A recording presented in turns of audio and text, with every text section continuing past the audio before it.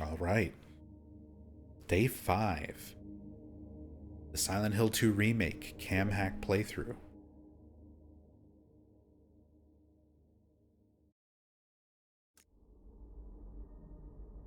We've taken a good look at, like, the courtyard, a lot of the apartments and things so far. The one room that's like a recreation of James and Mary's home. We saw how the game reacts to teleporting to the other side of the bars and picking up the key from Laura. And it just kind of plays the cutscene and spits you back out.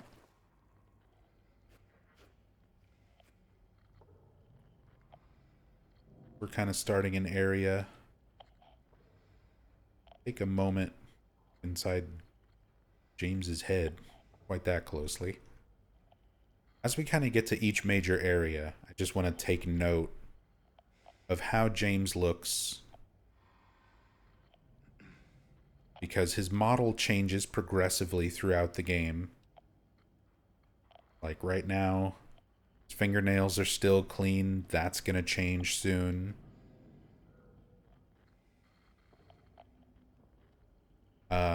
The black ooze from Saul Street apartment is still there from touching the door with the mysterious leaking substance on it. So all these little details about everything we've done so far.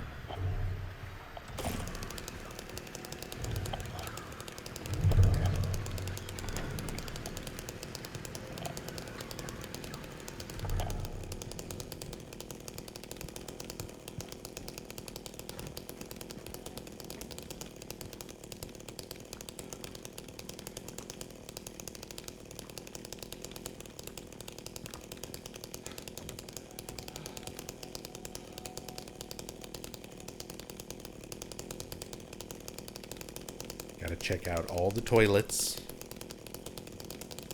Every last one.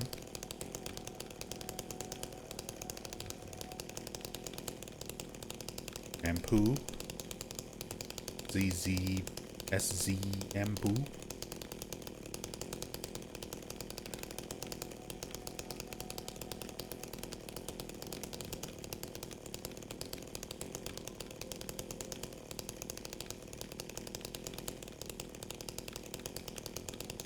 Head and feet.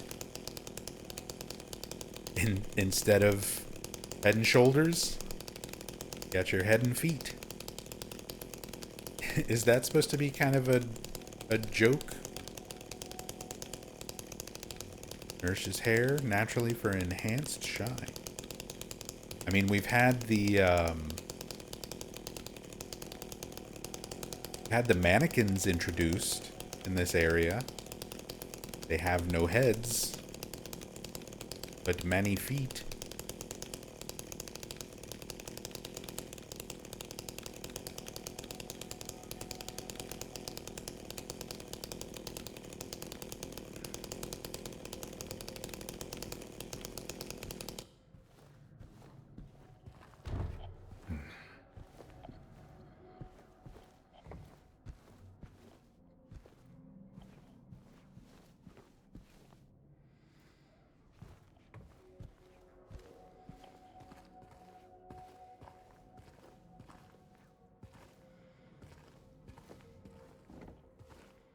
So many of these areas, I know it's fairly standard, kind of typical apartment layout stuff, but things like this are very, very similar to Silent Hill 4. Just kind of in the way that they're designed, where you have the bar area with the stools, stove and the oven on that side, sink on this side, fridge there.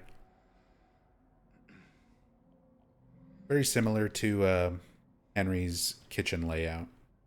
There's a few different things in the apartment that are kind of like that. Very similar layouts for living rooms, kitchens, bathrooms. It's a BIM hood. Cooking code. Stuffed or unstuffed turkey. Lasagna. Pork roast.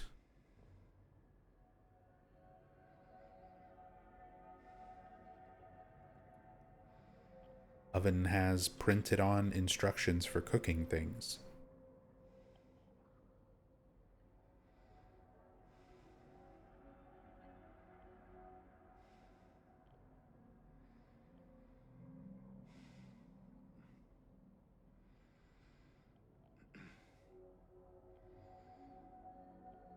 Do you think the first apartment where we find a Polaroid is reminiscent of Frank's apartment? Frank Sunderland's apartment in Silent Hill 4? I mean, we'll get there. We'll take a look at it. Kind of compare.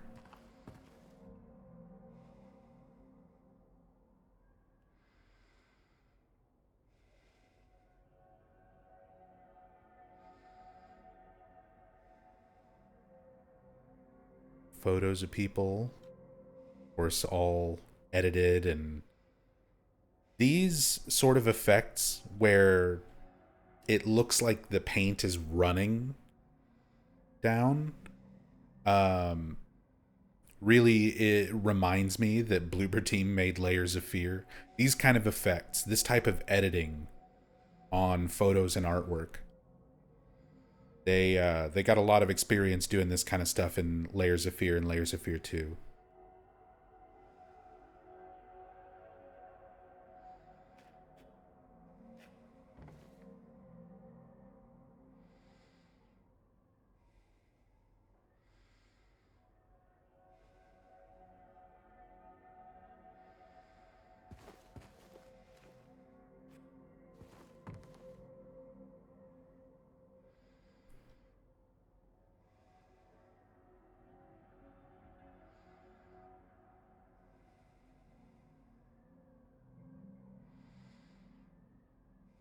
Got these very particular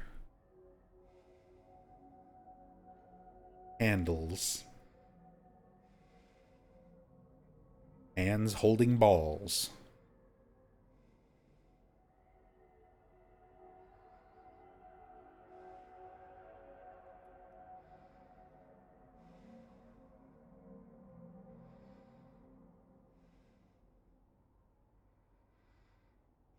And I think I've seen some other fans post pictures of like actual door handles or like not like door knockers that look like this, look very similar to this.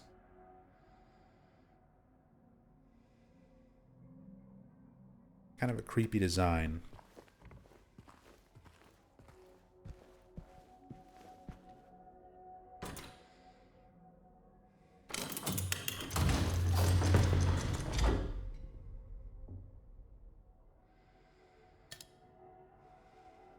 Golden apple handle.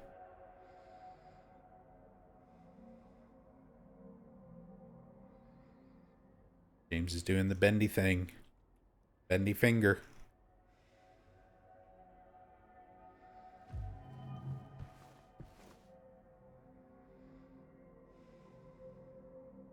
And of course, that opens up, revealing the wedding dress.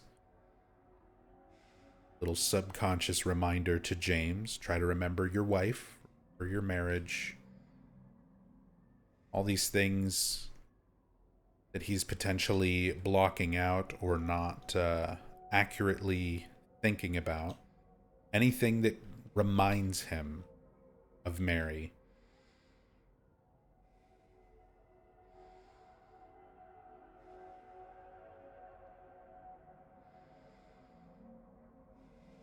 Let's see if there's anything else interesting.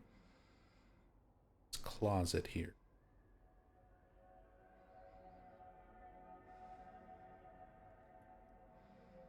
In the dress itself.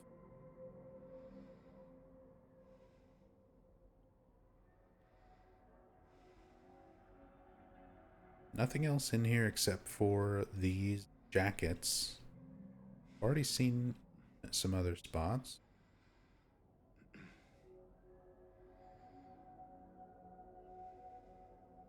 Okay.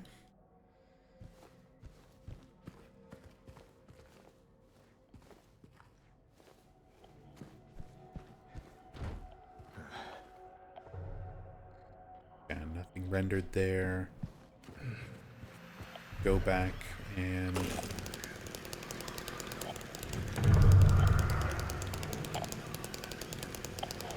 look inside some of these apartments.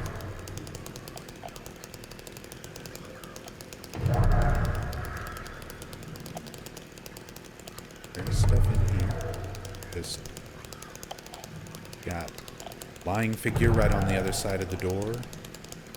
Bugs back here.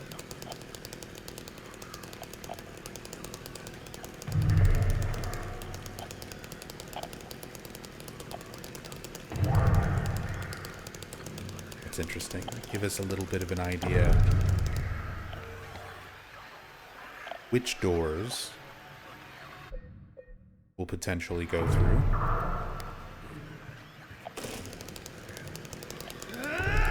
I know, James.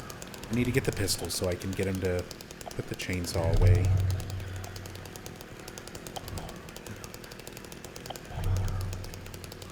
Okay.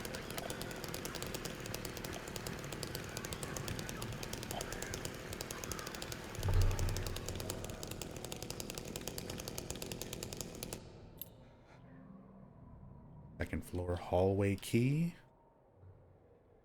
Yeah, key items. He always has the pinky finger. Going crazy.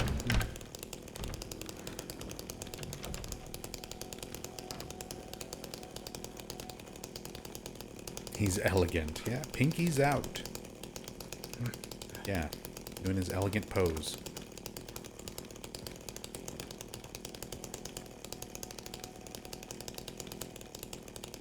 (10 past 9), 15 seconds, just like the other clocks we've been finding. Trying to take note of specifically which ones don't have that time, because there's not that many. Moisturizer blender again.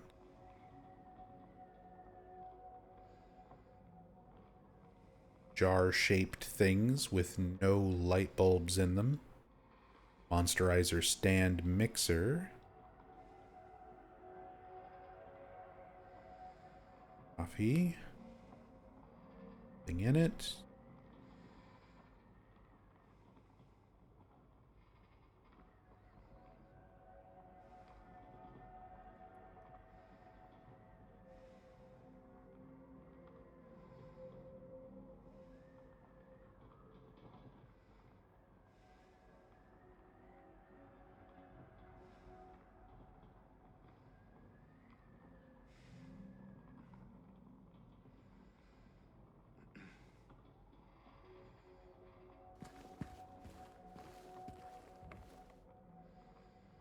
We've got the piano, redwood,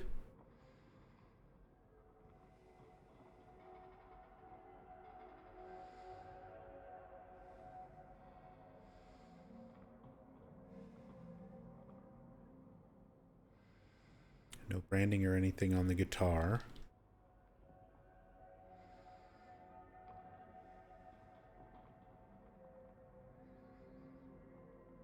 All the little details in the scuffed surface and cracks in the wood and everything.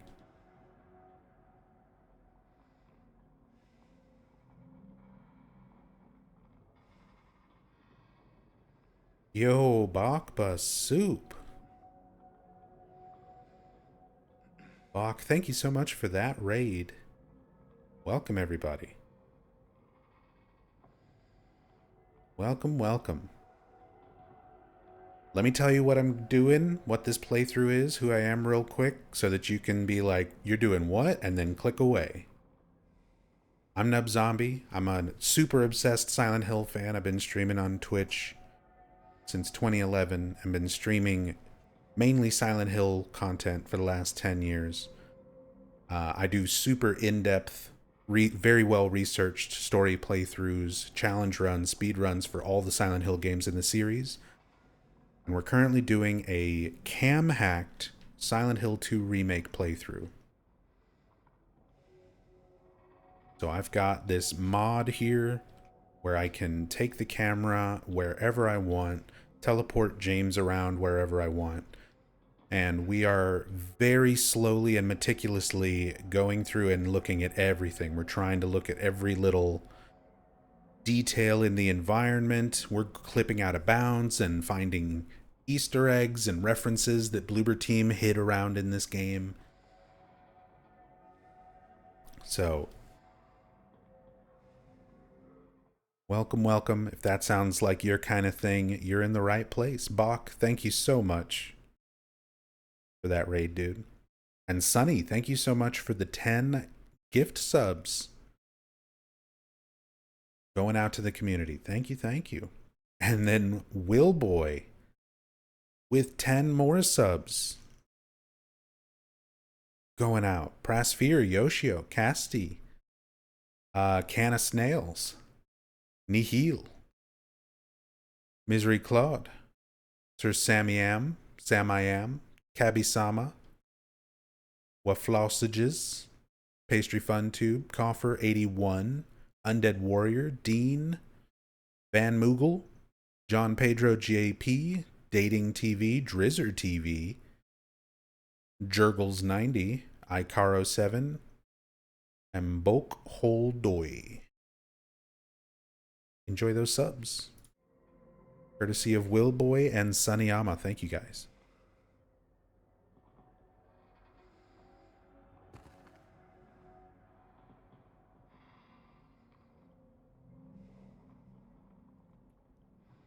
What's up, Agent? Yeah, I just started a little bit sooner tonight.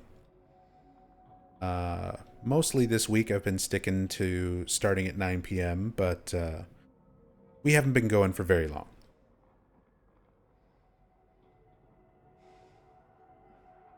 Yeah, welcome everybody. Like I said, we are just going through here. We've got some more records. Esoteric Flowers. Let me get James over there for the light.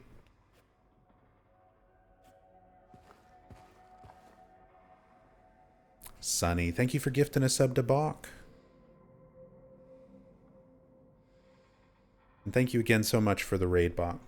Miss you, dude. Hopefully we can get out to an event or something and catch up. It's been way too long.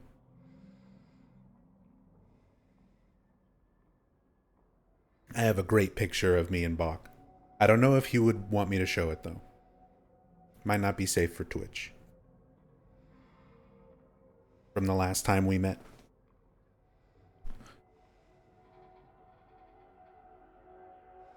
Is there anything you can infer about the sheet music nub?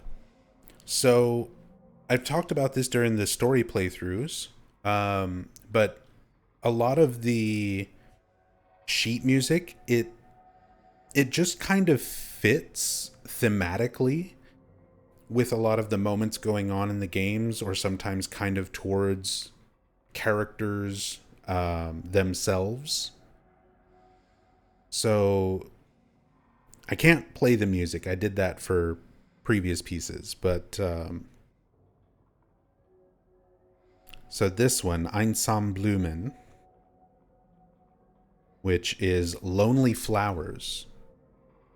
There's a lot of floral patterns when it comes to Mary.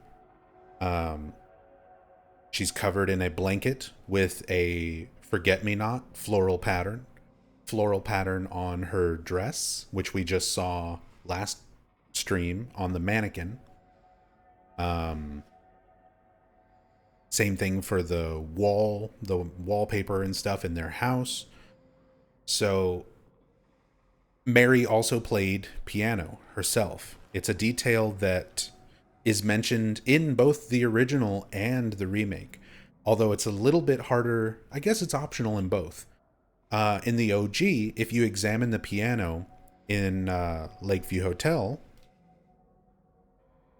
you get the dialogue where James talks about Mary used to play piano. She wasn't very good at it, but I still love to hear her play.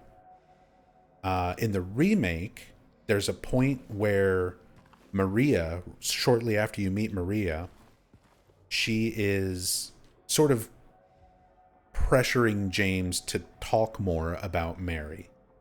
And James finally kind of stops and is like, okay, has a little bit of conversation with her and mentions Mary playing piano. So the idea of Mary playing piano, piano being something that's important to both her and to James as a memory of her, and then having these sort of somewhat thematic songs, either through the title or through the piece itself, kind of fitting the same mood of the scene that's going on. Like, if you play these songs as you find them and sort of listen to them at the moment in the game where you find it, a lot of times it sort of fits.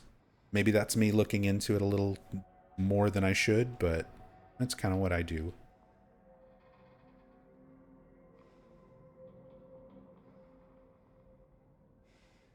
We also have a lot of broken records here.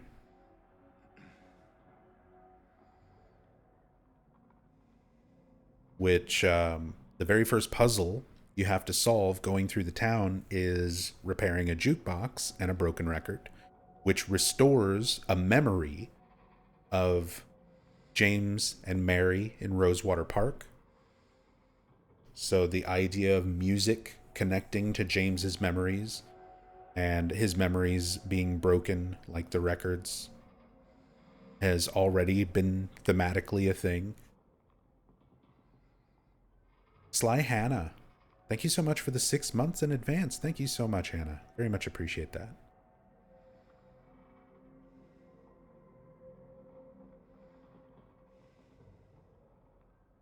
Locket. We actually have different albums here too. We went through Groovy Music, the music store that's in the town, on one of our previous streams and looked at all the album covers. I think some of these are different. 80s dance songs. Was 80s dance songs in I Love Groovy Music? I don't think it was.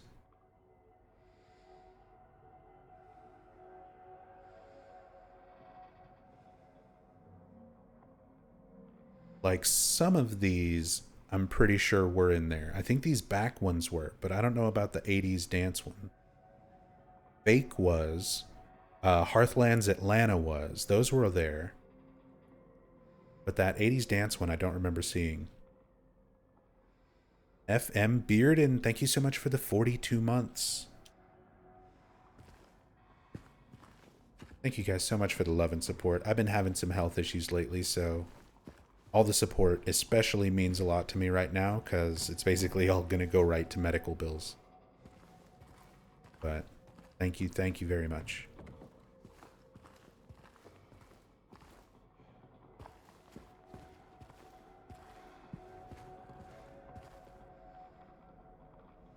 Oh, we get some of Laura's drawings we can look at a little bit closer now.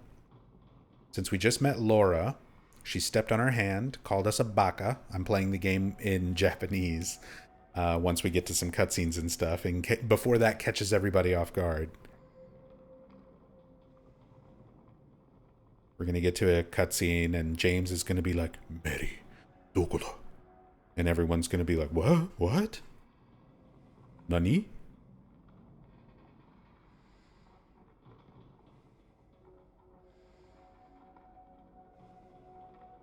But Laura is going around doing graffiti, which is a crime, vandalizing these places.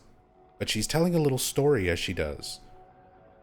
She's telling kind of the memory of her and Mary and how she feels about James in some of the later ones that we see.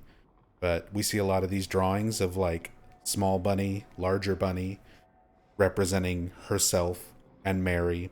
They were friends in the hospital. And then later there's a dog that starts off angry and then eventually becomes friendly. And that's sort of the way that she perceives James in her little interpretive drawings. But first one of our Laura drawings that we get to look at there.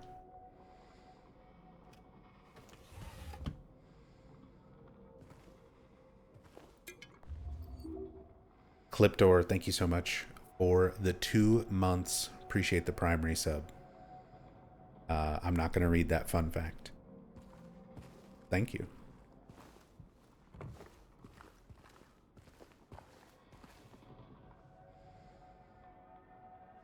Metropole Modern. Thank you so much for the Prime sub. Very much appreciate that. Thank you, thank you.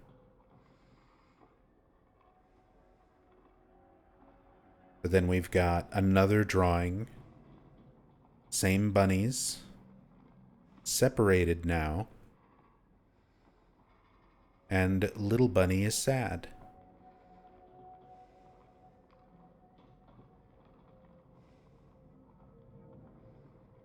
So this is in Mary's letter to Laura.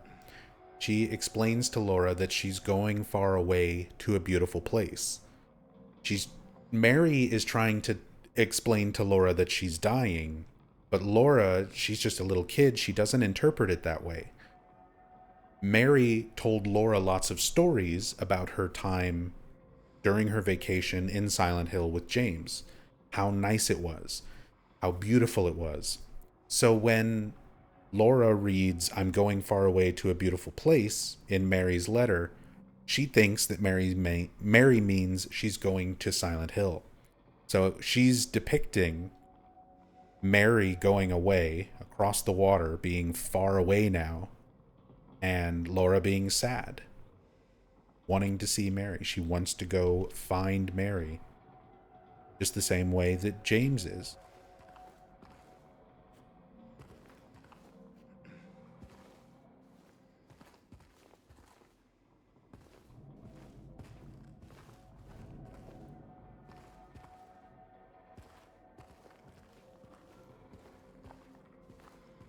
Why the whole "are you blind or something" comment when James refers to her as a little girl? They actually changed that up a little bit for the remake. The dialogue's a little different. And I think they're just trying to kind of convey the same idea, but maybe with a little bit more easily understood dialogue. But I think just the main way to interpret that is that Laura is not seeing the town the same way that James is. So James referring to, you know, the town being dangerous, and then saying, "What's a little girl like you doing here anyway?" She's not saying, "Are you blind?" in reference to the little girl part. She's saying, "Are you blind?" in reference to the "it's dangerous" part. The dialogue, the way it's written, is just a little clunky in the OG. And they do change that up a little bit for the remake.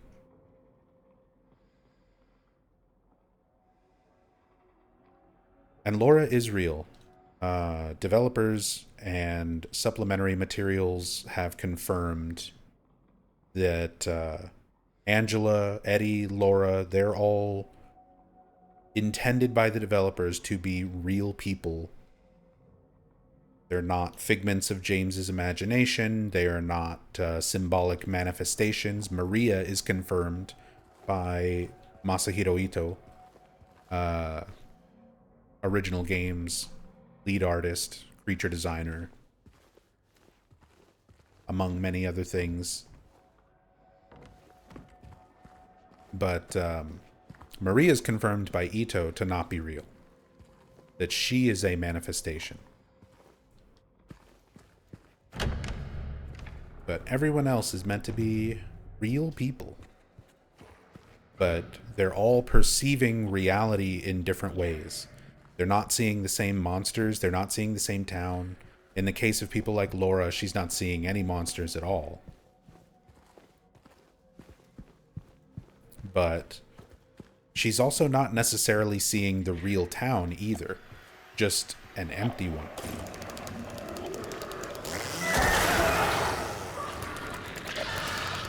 Because if you think about, like, what would be in the real town, the hotel at the end of the game it doesn't actually look the way that James says it does. He says it hasn't changed, in 3 years since he was there on his vacation with Mary. But it has. In that time, it burned down. But Laura is still running around that same hotel, the same way James is. So even though there's no monsters around for her, she is still seeing James's delusion version of the hotel, or some version of the hotel that exists enough for her to like run around it.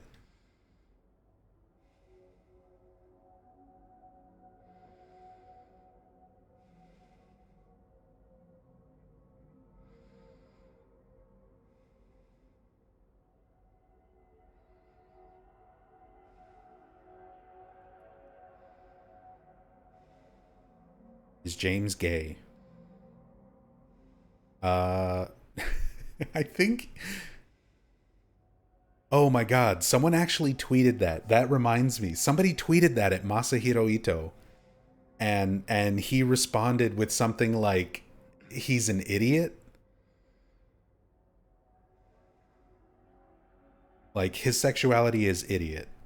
It was something along those lines. I stay high 86. Thank you so much for the 15 months. Thank you, thank you. Very much appreciate it.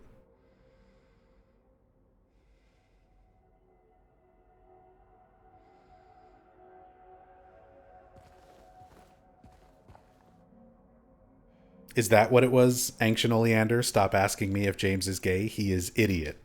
That sounds right.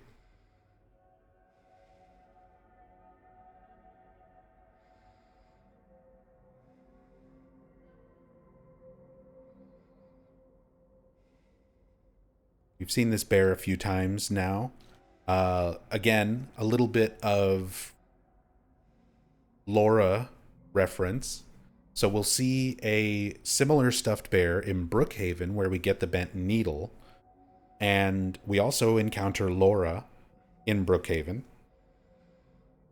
In the Born from a Wish sub scenario, which was a little side story that came with later releases of the original Silent Hill 2, where you play as Maria, there's a bit of dialogue when you are exploring a child's bedroom where Maria finds a stuffed bear and she's like, oh, a stuffed bear. Laura loves teddy bears. She would love this.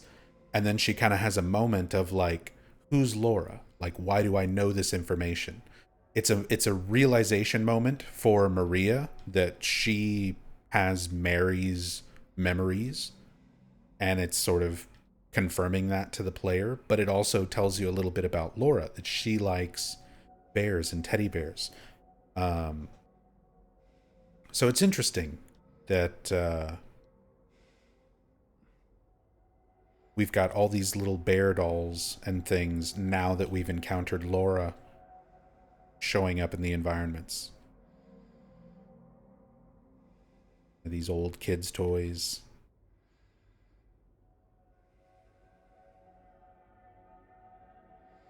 Do you think she's a manifestation of Mary rather than James? Again, developers have confirmed that Laura is not a manifestation at all. She's real.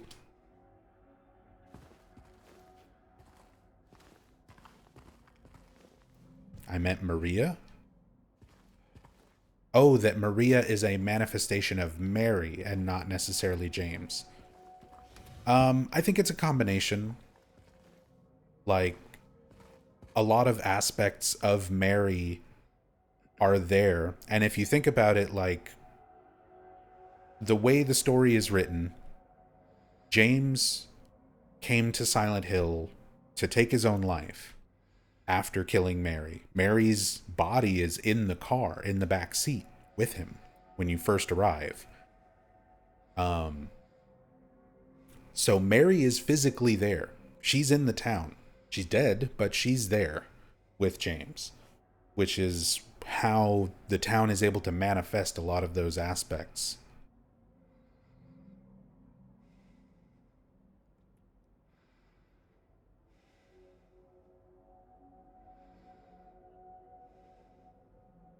Please deliver these to Mrs. Millie from 102. I'm really worried about her. She's been cooped up all alone with his belongings for days on end.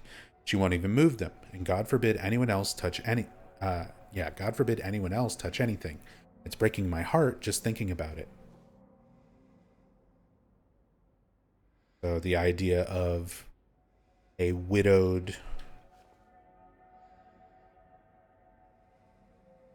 woman, one of the people staying in the apartments, and a gift basket. Somebody said the pens look like arrows. They kind of do. It's pointing to the basket. What's in the gift basket? It's canned spaghetti. Giuseppe Napoli spaghetti. That's your gift basket? In this box. Nothing. Decorative tin, 2 cans of spaghetti, and some flowers. Sorry your husband died. Here's some canned spaghetti. I couldn't be bothered to boil water and make you like a home-cooked meal or something. Not like spaghetti's hard to make.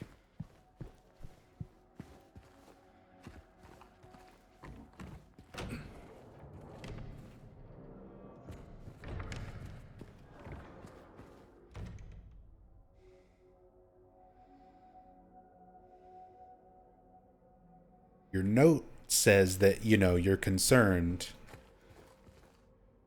but your effort says otherwise.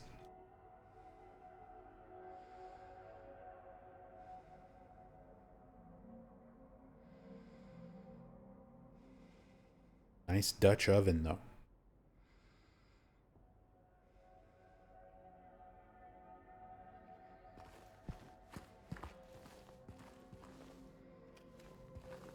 I've been checking all these models of TVs.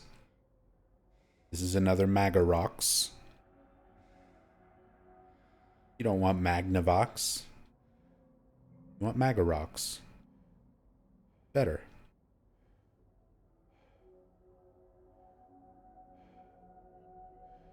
Zebra, thank you so much for the Prime sub. Thank you, thank you.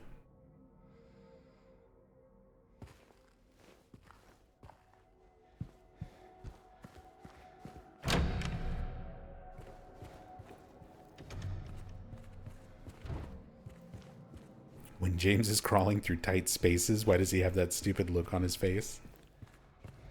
Yeah, what Ancient said. He's stupid. That's confirmed from Ito. He is idiot.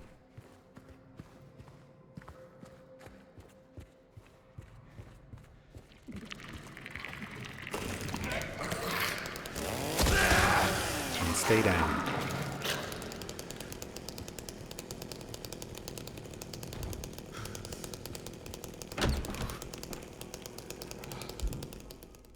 Alright, second floor hallway.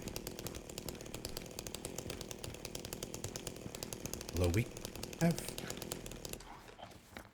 not gone through these doors yet. Before we do that,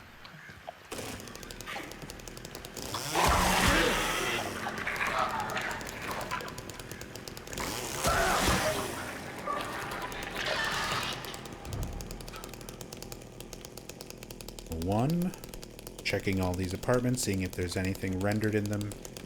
Even the ones that you're not able to access. Because there are deliberate Easter eggs that Bloober has hidden around in this game. We've already found several of them.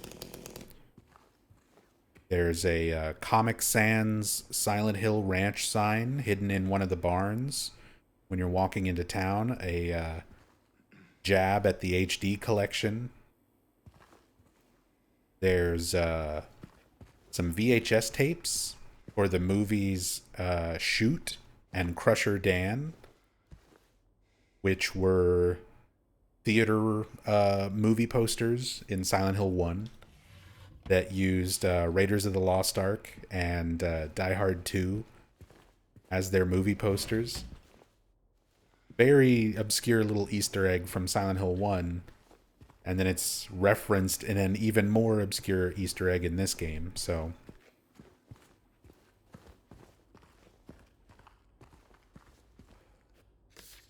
Go Valentine's Day. There's a hidden message. If you take all of these photos as you find them, so like this one's number 4, you would put it fourth in line. And then in each photo, there is a particular subject, and you count the number of subjects in the photo, and you take that corresponding number to that letter in the phrase written on the photo. So like this would be photo or letter number 4. There's one vase of flowers, one bouquet of flowers. So you take the first letter, which is V. So that's part of a larger overall message. If you find all of them, put them in order, do that same process. It spells out the message, "You've been here for 2 decades."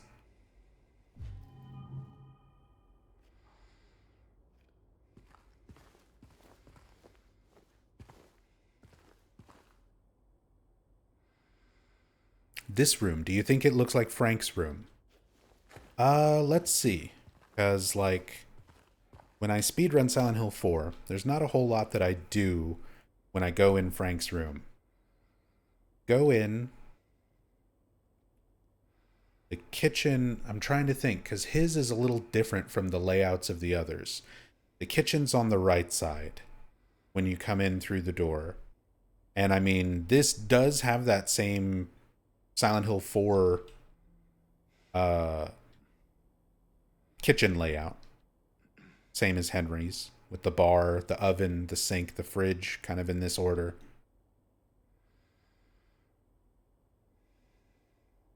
You go into Frank's bedroom.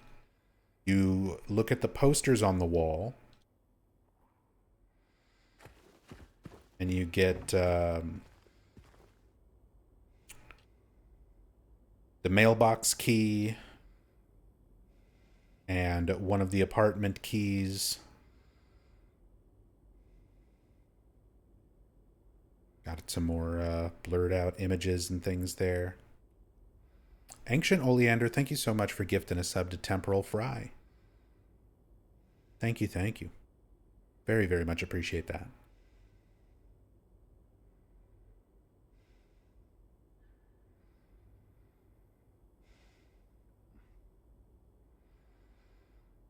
All these messed up photos, blurred faces.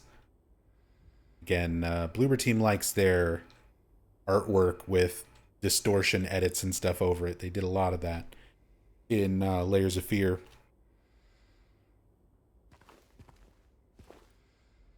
I mean, Frank didn't have a wheelchair or a walker or a cane. It's like this is the apartment of the note was referencing.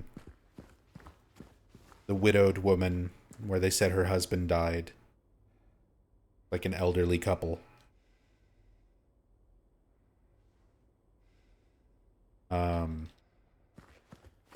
He said there were belongings they had piled up that they didn't want to move. That's something that is here that would tip us off to this being that place. Just this stuff.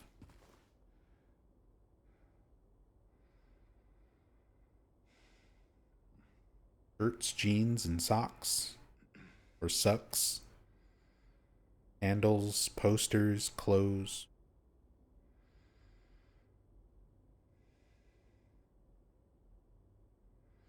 I mean, I feel like the apartments in this game much more closely resemble the Silent Hill 4 apartments in general. There's not a whole lot here that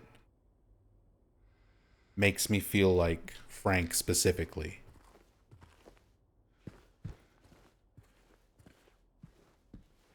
But the way the rooms are laid out, the type of decor, there's definitely a lot of apartments like this. In fact, like the older looking Um, TVs and dinner trays, the curtains and stuff. There's one of the other tenants in Ashfield Heights where it's like there's an artist in Ashfield Heights who paints portraits of everybody who lives in the building and sort of describes them. And one of them is like an overweight woman with a lot of cats. Her apartment kind of has this like older decor looking stuff in it.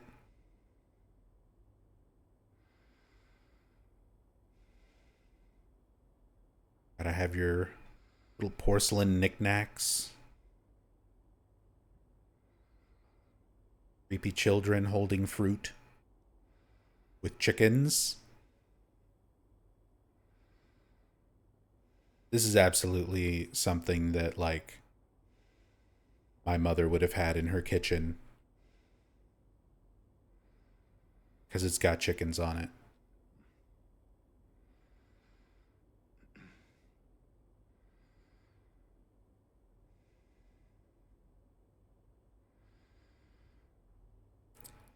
These shitty window AC units.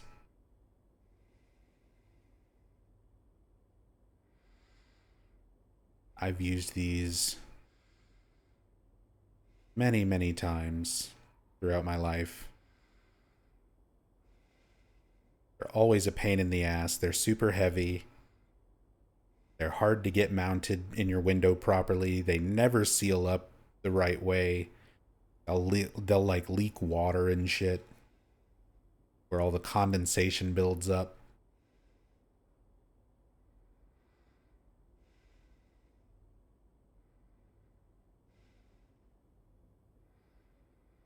Thankfully have a nice home with working AC now.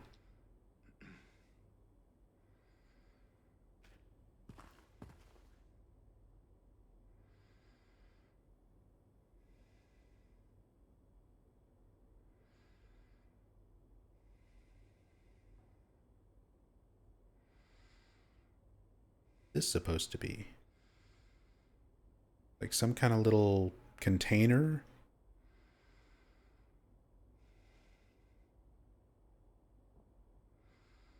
This the like sewing kit container? Or maybe for film, like a film canister, since it's next to the camera. Not the kind of film, or maybe a lens holder, lens case.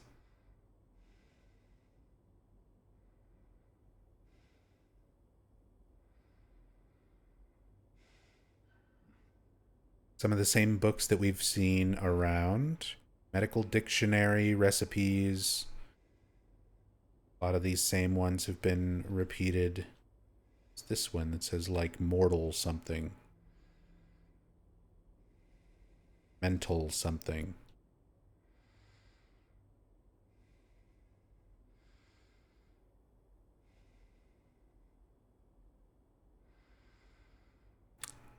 Too bad I don't have a better. Oh, it is that the medical ethics and etiquette? No, that's a different book. That's this one behind it. Hmm. I don't have a lot of very fine control over this mod. Like if you barely touch anything, it just zooms in that direction.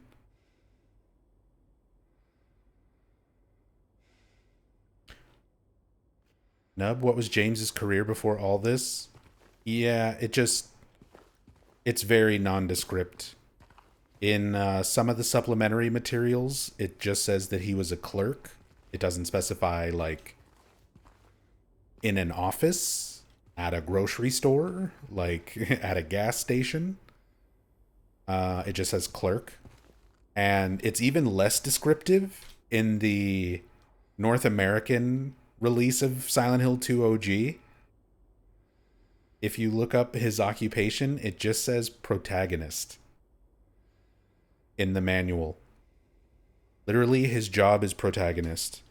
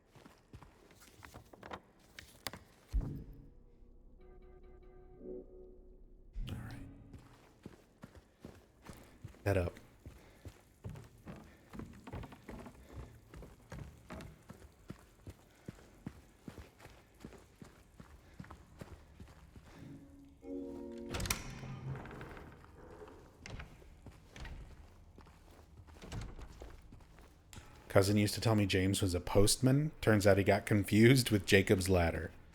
It happens. Common mistake.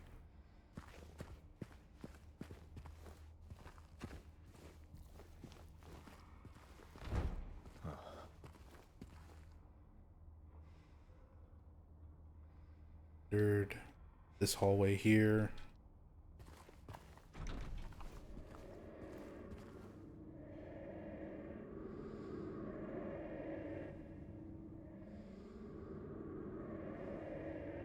Yeah, it's key.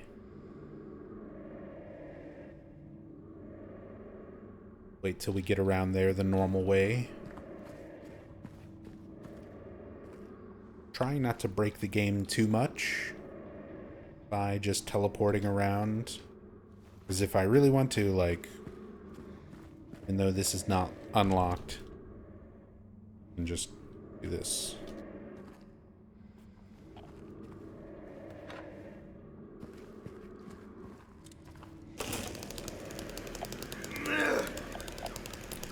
But I need to be somewhat careful so I don't break anything crucial, because we've already seen, I was kind of playing around with that last time. And you can sequence break to a point where the game just kind of stops working, stops loading and rendering stuff around you, so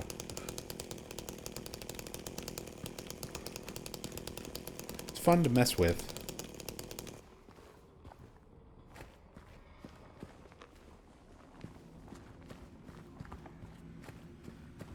I'm gonna try not to skip over stuff.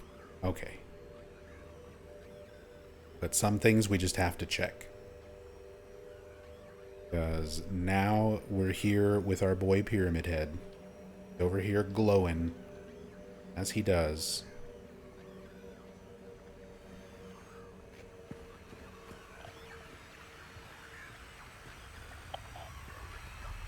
Setting off your radio. Making James pull out the saw like he's gonna do something about it. Which is exactly what I want to try. Nothing personal, kid. Teleports behind you.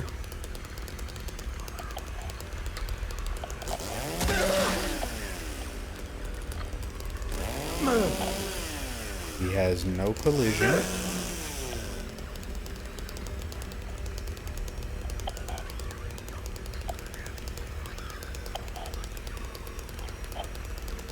He's suspiciously the same height and build as James.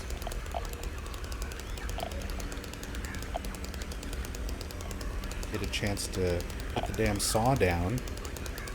Stand up normal.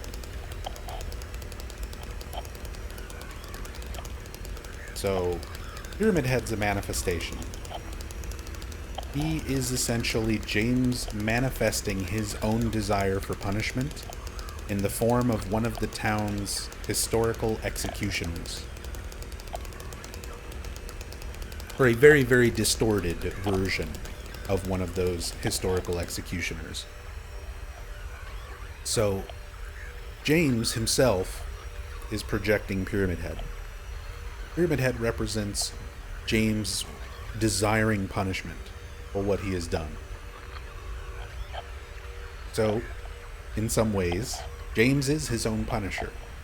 He is Pyramid Head, in the least literal sense I could possibly emphasize. Bloober Team took that concept, that idea that has been around since the original game, and they went one step further with it. So, back then, you know, your models were basically all rendered. There was still mocap to do, like, animations and stuff, but your models were not, like, very closely based on your actors. These days, you basically take an actor and scan them in, and, like, they are the character. So Pyramid Head and James are both the same actor. The mocap for both of them is Luke Roberts, who is the mocap the actor playing James. And of course voicing him in the English dub, which we're not going to hear. But it's the same actor mocapping James and Pyramid Head. So you also see that similarity between the same actor playing both of these characters, essentially, just in their stature and their figure and everything. But it also plays nicely into the idea that Pyramid Head is kind of a reflection of James. He is the side of James, the subconscious part of James that desires punishment. Having him play both roles was another example of them understanding the source material. I agree. That was definitely something that I feel like Bloober Team did intentionally, not just to like save money, like, oh, we don't have to hire another actor. Like, no. I think they legitimately wanted to do that as an intentional thing, to have that parallel between James and Pyramid Head. And again, they had members of Team Silent. Masahiro Ito and Akira Yamaoka were working with Bloober Team on this game. I know they ran a lot of stuff by Ito to make sure that it was in line with the team's original ideas and visions. Pyramid Head's got a weird little valve in his design here. He used to have a tentacle, a weird little noodly appendage that would come out of a slot on his helmet in the original game. They switched that out to be this, which when I first saw it in like the designs and the artwork and stuff, yeah, it looks sort of like a valve sticking out. Looking at it from this way, it looks more like something that was shot into him.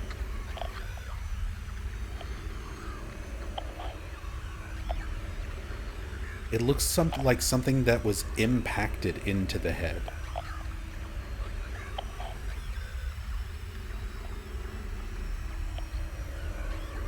And yeah, you can really see the texture and stuff on the helmet. Very leathery. Like football leather almost.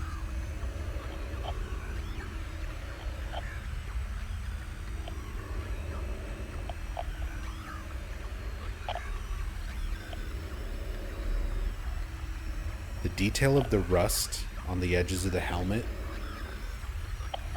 looks so great too. All the touches of white and different tones in there from the different levels of oxidization.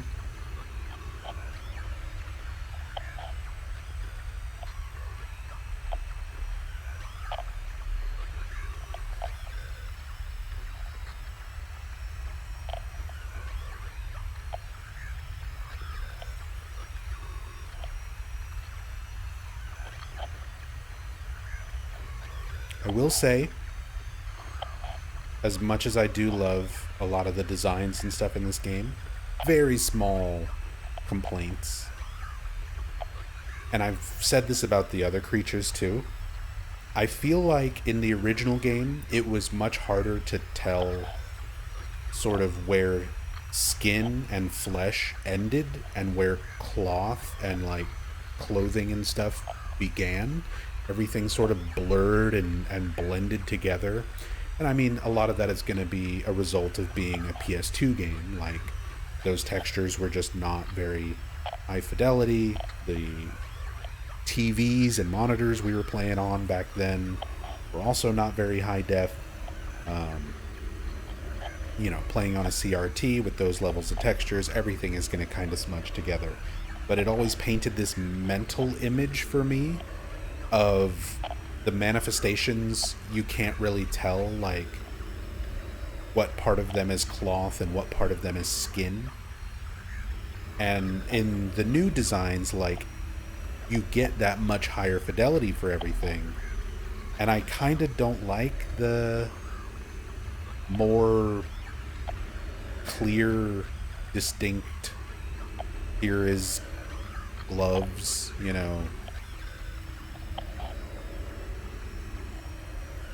Kind of looks like the dirt mask is not aligned properly. Also, I just noticed you can see the thumbnails and like wrinkles in the skin through the gloves. It's like a super thin white latex glove instead of like a fabric one or anything. You can even see where it's like sticking to his hand. Yeah, much more in line with like medical gloves.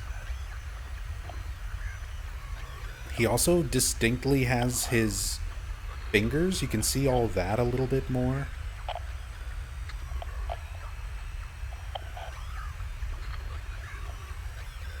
In the original game, it was hard to tell like how his hand was fused.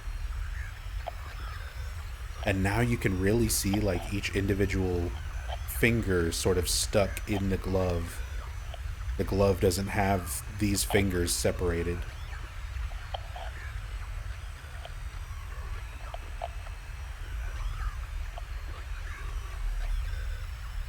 Really cool details. Got his little cushion in the back of his head. Reposition the light here.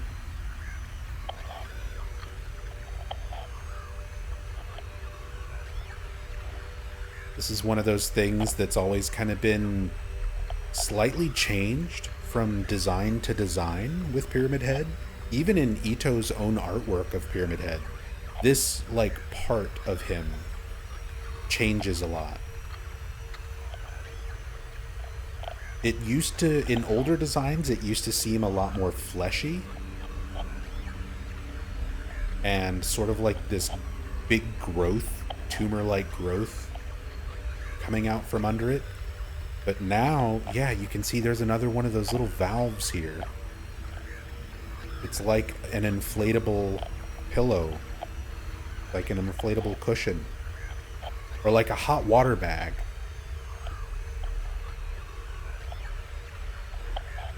Like those hot water bottles.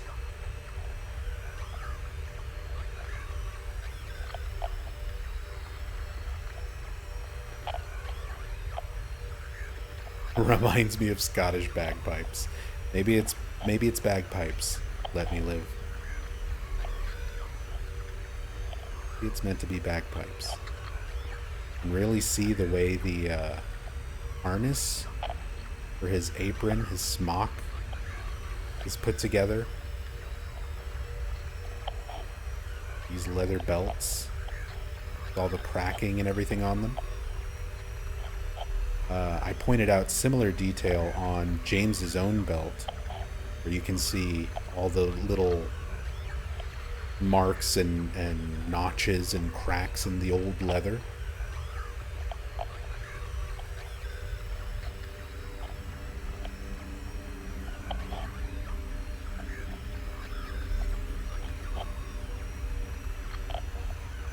We've got all these leather straps and everything holding this part, all just crisscross wildly.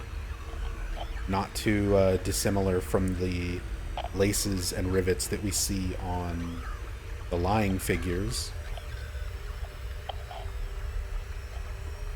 Pyramid Head does not have enough cake, so -1 point for Bloober. They could have done him a little bit better in that department. It's just like Dead by Daylight all over again.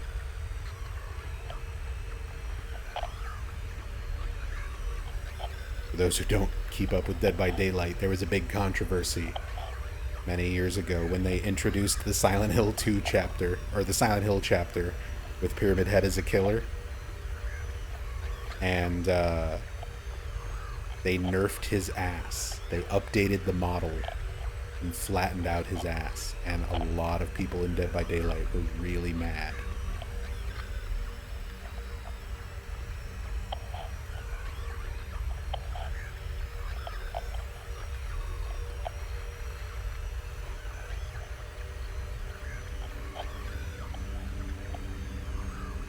These boots, if these had the strap across the side with the buckle, these would look really similar to James's boots in the original. Like, James has very different looking boots in this game. He's got the, like, hiking boots. But in the OG, he's got these, like, motorcycle boots on. They're like Harley Davidson boots. With a strap and a buckle across them. And they look real similar to this.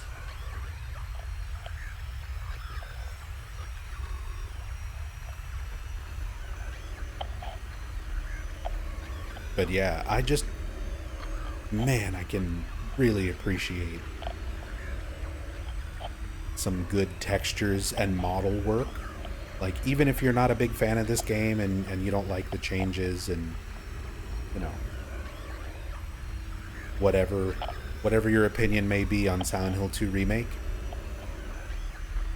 Bloober can make some damn impressive models and textures.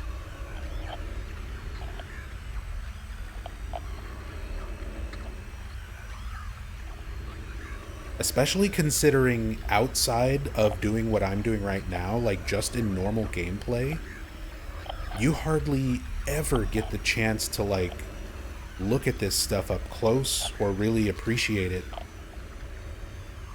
for like any kind of meaningful amount of time.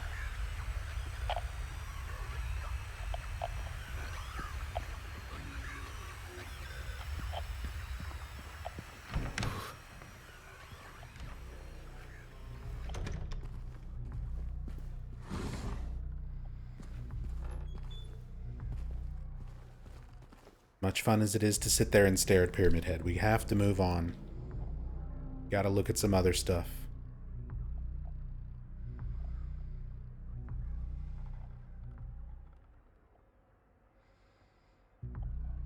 Although he will disappear. Did he already disappear?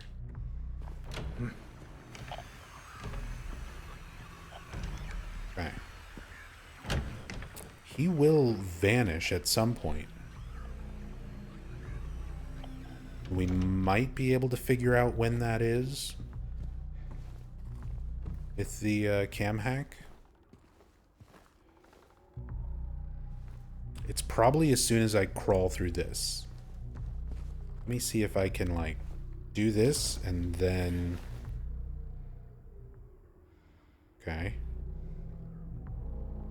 Still there.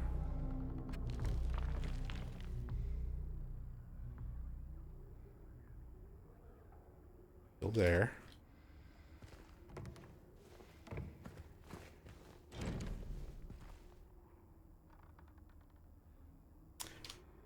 Because at some point he's going to go away.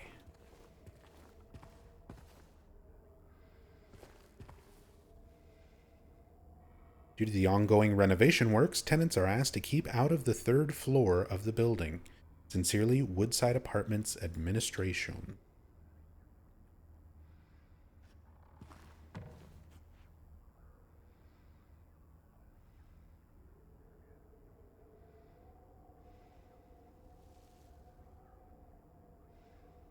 Toluca.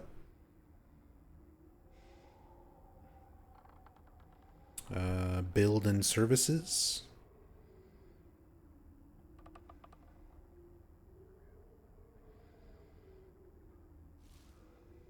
There's a lot of great, like,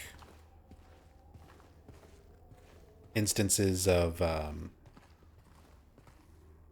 just really neat things. All the little brands, the local companies, and fake branding and stuff that they have for a lot of the things in the environment. They hide a lot of little Easter eggs and references and this kind of stuff. Yeah, build and renovation. Established 1955. We also get a lot of years in the newspapers and notes and signs and things like that around the town, looking at them super close. We've seen everything from, like, I think the earliest we've seen might be the 1955. No, there was like an 1880 or 1890 something was Kent's Shoes, the shoe store. And the most recent date that we've seen is 1999. Kind of interesting seeing the wide range of dates in notes and signs and things, because it was never made specifically clear when Silent Hill 2 takes place, even with the original. There's been some fan speculation on it, of course, and there's been vague mentions of things from developers. As far, like, Ito has mentioned that the aesthetic of the game is based on like the 70s and 80s, but there's also a lot of technology and particular things that wouldn't have existed until like late 80s, early 90s, as well as some car models and things like that. So it doesn't all line up exactly, but that's still kind of appropriate. Like, time and reality and all of that is not to be trusted.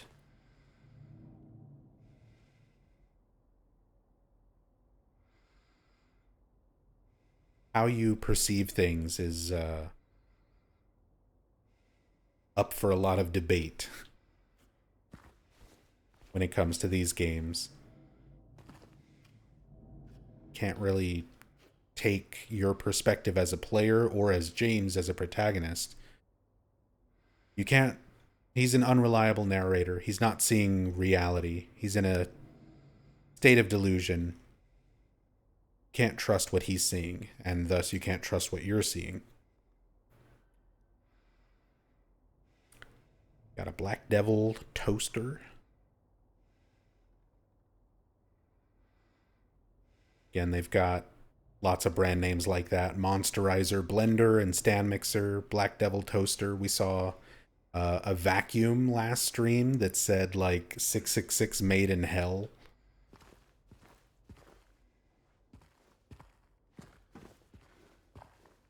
Okay.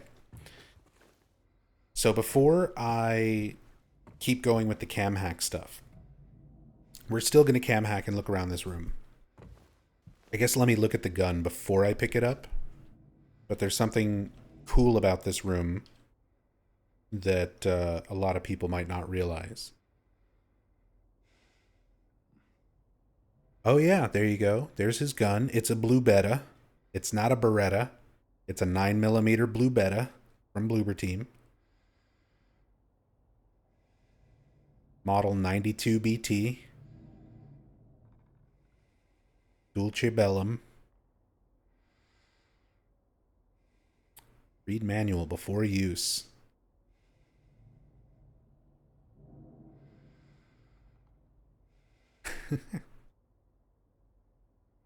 Good old Blue Betta.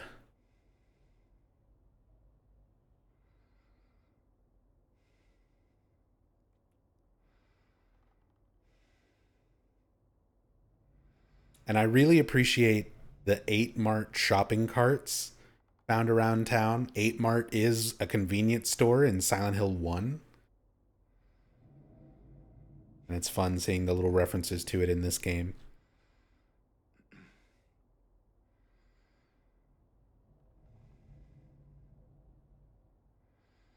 But, okay. Cool thing about this room. So, when you're downstairs, you find a note where one of the tenants was complaining about somebody firing off a gun in this apartment. And the note basically says that management went and checked it out. The person didn't have any guns. There was no evidence that anybody had been shooting any guns. That their noise complaint was not correct. Now, let's assume that some people in reality sometimes perceive things that are happening in the other world, even though they're not in the other world. Like maybe they would hear a gunshot happening from a place, even though it's not actually happening in reality. And that's maybe what happened to this tenant. So then let's look at this. So we find the gun. So I want to check James's pose when we pick up the gun. The gun holding pose. Doesn't have his pinky out. So we get the gun. And you can see the apartment is like littered with bullet holes. There's a gun in a shopping cart right in the middle of the room. Clearly, if management came up and saw this, they wouldn't report back to the other person like there was no evidence of it. Now, with Silent Hill 2 Remake, there's a common theory. I'm personally not a fan of it, but let's humor it just for the sake of this discussion, called the loop theory. That James is doing all of these things over and over and over again, and has been for many, many years, 20 years. And over the course of those 20 years, he's been up in this apartment, run up to this shopping cart, picked up this gun, and tested firing it every time, many times, countless times over those 20 years, which is what led to this eventually becoming all bullet riddled like this. These are all previous gunshots from James. So here's the neat thing. Pick up some ammo. You load the gun, have everything reloaded. And if it's your first time playing this game, you're going to be testing out your controls because this is the first time you get a gun. So you're going to try right-clicking or pressing the trigger to aim a few times around the apartment. Now, normally as a player, you're going to try to aim at like certain targets just to kind of see where the reticle is and how everything feels. And the most like obvious target out of everything in this room is going to be the TV. Now, I am only aiming. I am not left clicking.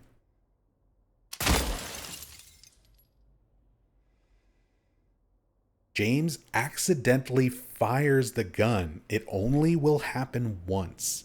It's only right after you pick up the gun, fully reload it, and aim at the TV. I had this happen and I didn't even realize it was happening because I'm like, oh, maybe I just accidentally clicked the button or pulled the trigger. But then I started looking at other people's playthroughs and other people talking about this on like subreddits and forums and stuff. So it is a thing programmed into the game, and I came back and tested it, and sure enough, if you pick up the gun and aim at the TV without pulling the trigger, it will jump scare you by shooting the gun for you to make you think you've done it. That is such a cool thing. Even if you don't want to consider the loop theory aspect of it, like that's why the apartment is in this condition, because James keeps coming up here, picking up a gun and accidentally firing it. Just as a like jump scare, like that's built into the game, that's not going to happen to everybody, but it's going to happen to a lot of people. Because again, the psychology of what the player is doing at this moment is so like a lot of people are going to follow that same line of thought. You pick up the gun, it's the first gun in the game, you test the controls, you try aiming at something noticeable in the room, such as the TV, and it goes off. A lot of people are going to have that experience. So the fact that it's something that they programmed in, such a neat little thing.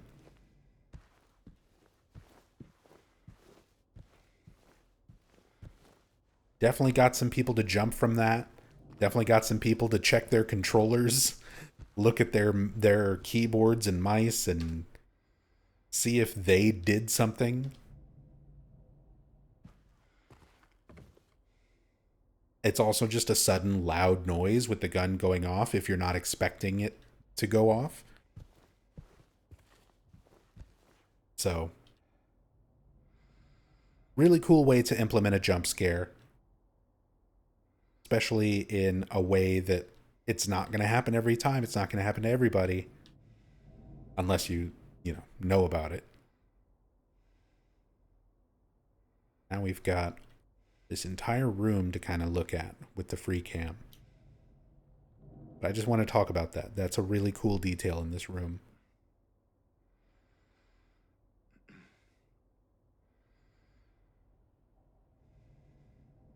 28, 36, 1. Actually got like engravings in the shells.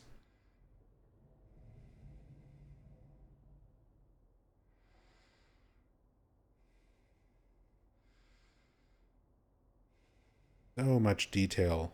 These little items.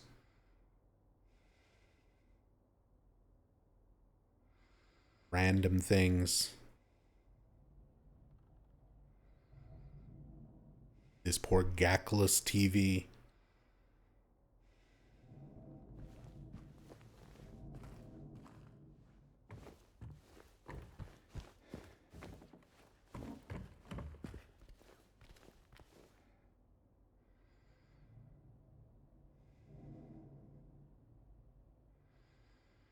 Some natural food, bang, breakfast meat. We've seen cans of this around the town in our last few streams. Look at that breakfast meat. Doesn't that look good? What I'm having for dinner.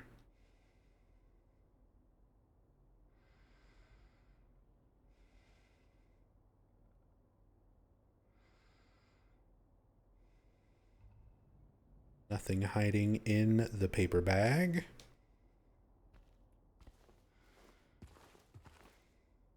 Yeah, we can already kind of looked over there. There was anything up here?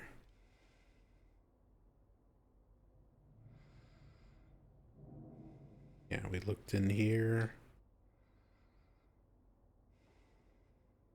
Trying to make sure I didn't overlook anything. Okay, all the furniture is stacked up here with the bullet holes. It's almost like someone barricaded themselves. Rendered in those little side areas.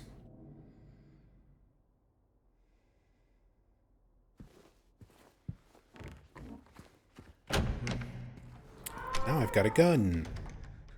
Oh.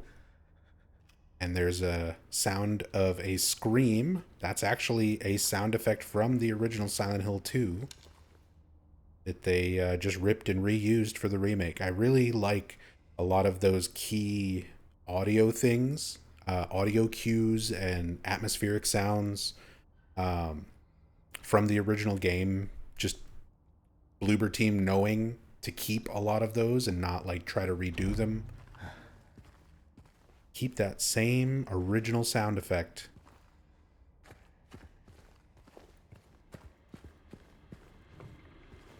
That scream happens, and then we get our corpse in front of the TV, which is James. It's James's model. It was a lot more obvious in the original game, where you could see like the back of the character's head. Now they've got him covered up with a blanket, since you've got more control over the camera. Obviously, I'm using a cam hack, but even without that, you can rotate your camera by default a lot more in this compared to the original. So they wanted to kind of obscure the character model, I think, a lot more, and just chose to put a bloody blanket over him. Yeah, you can compare. There's the same boots, same jeans.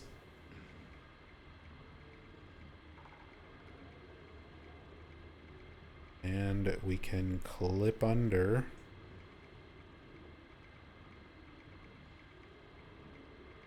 Try to clip under the sheet. Can't see too much of him.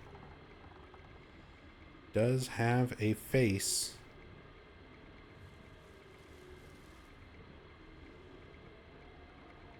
There's a shot. So it's like untextured, undetailed. But look at the shape of the nose, the shape of the head itself. That is James.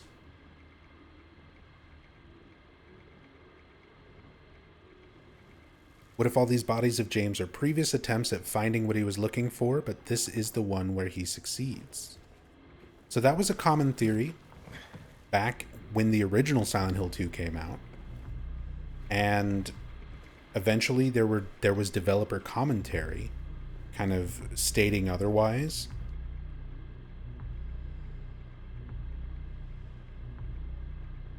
The idea from the developer's standpoint is that James came to the town to take his own life.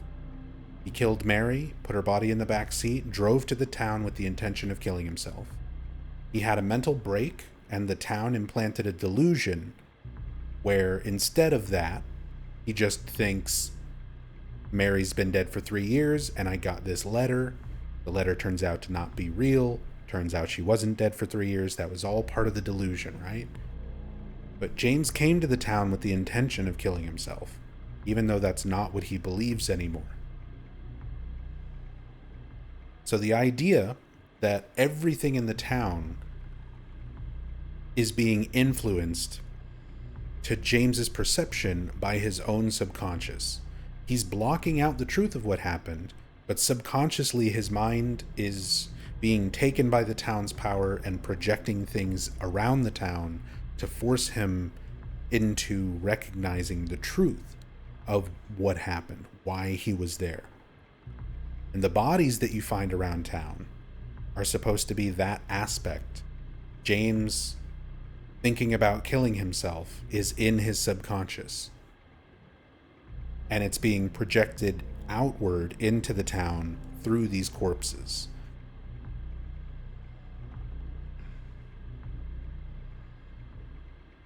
But Bloober Team wanted to... There's an interview with Bloober Team devs where they said they did a ton of research on fan theories, and they wanted to include lots of references and nods to fan theories, even ones that they themselves didn't necessarily believe in.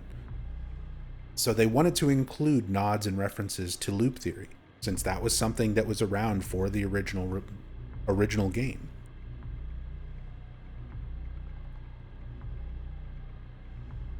Do you think the town is sentient, Nub? I do not. I'm on team the town is a mirror. The town is reflecting back to these people what is already in their minds. If they feel like they deserve punishment, it dishes out punishment. If they feel like they deserve, guilt, if they feel something, it is reflected back at them. If they think of something, it is reflected back at them. So that's where I am with it. I don't think the town is sentient and drawing people to it, feeding off of them, or forcing them to go through,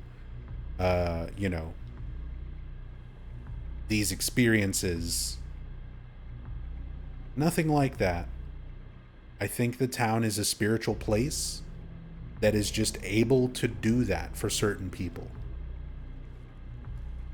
It acts just sort of like a mirror.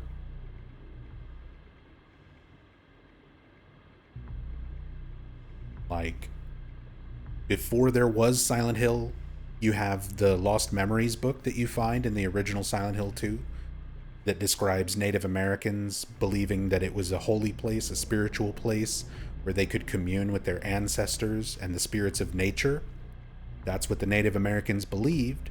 So that's what the power in the area made real. They believed they were talking to their ancestors, so it made their spirits of their ancestors talk to them. They believed the spirits of the rocks and the trees and everything else were there communing with them, so that's what the power made real for them. And then when they were pushed out by the settlers, the European settlers, you have this new introduction of Christianity and Catholicism, the belief in devils, the belief in hell, and aspects of that begin to manifest. It's reflecting what those people believe. And then the cult forms, their beliefs change. So the town starts reflecting that. I don't think it's calling specific people here. I think people like James and Eddie might think that way based on their experiences. You have Eddie saying, like, this town called you too. I think to Eddie, it feels like that because of his experiences. But I don't think that that is literally what is happening.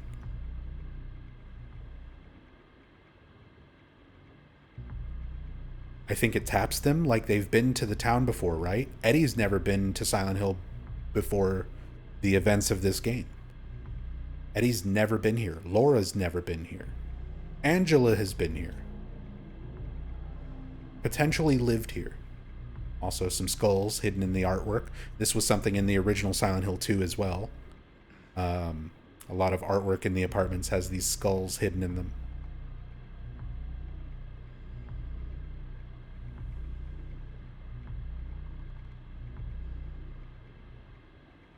You can see the eyes and nose there.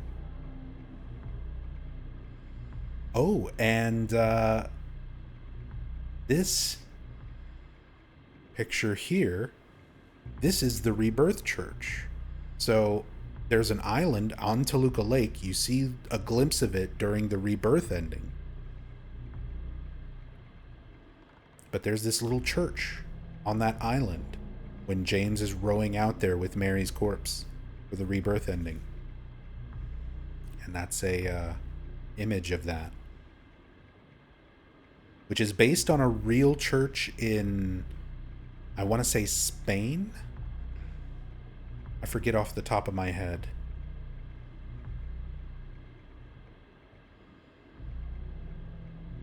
Oh, we've got some books here. Pablo Gato, Pets Under Our Garden. A book about dead pets by Pablo Gato, which is Spanish for cat.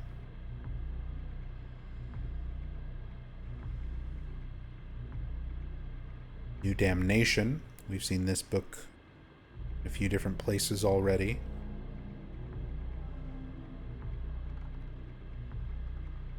Think the Rebirth Church belonged to the cult? Personally, no.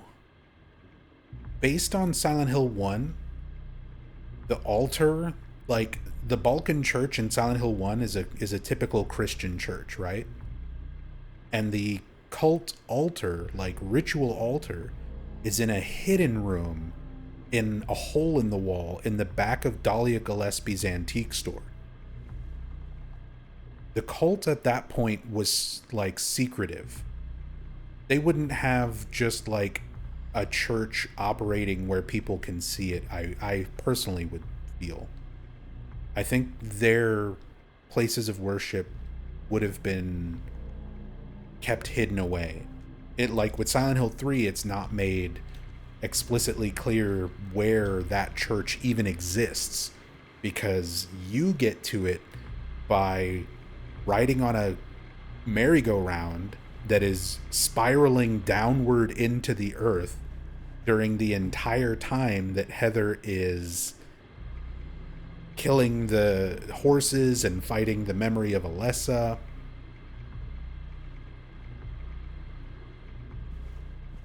The island is kind of isolated, though. It still has like a dock on it.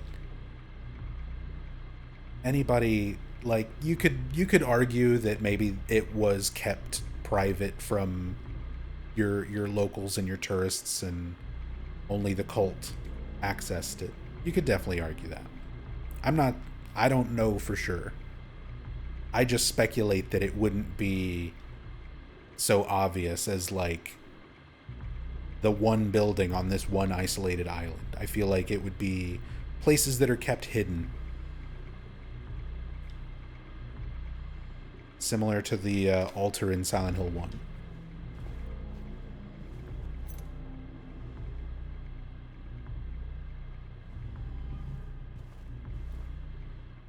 Apartment 212 key.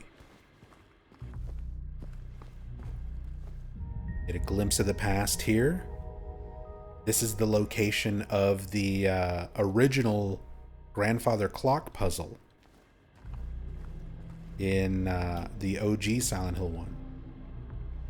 Silent Hill 2, sorry. My brain's still on Dahlia Gillespie, her antique store. But you can see the original Silent Hill 2, there's a clock here. You have to get a key to open the clock and then turn the time to 10 past 9, 15 seconds. And only after that does it remove the nail that stops time and allow James to push the clock over to the side. So you can see where the clock was setting, where it's been pushed against the wall along the floor. The same wallpaper pattern as the original as well.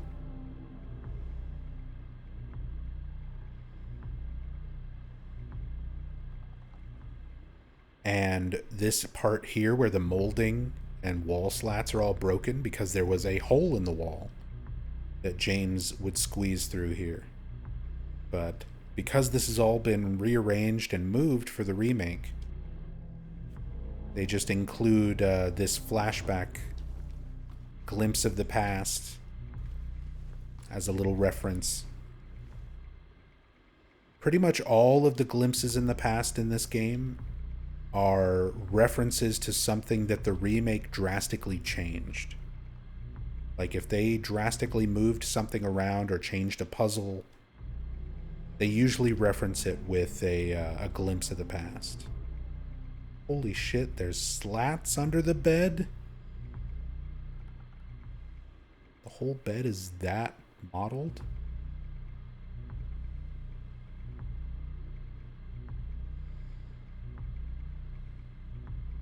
They put a whole damn bed frame in there. Can't even see it.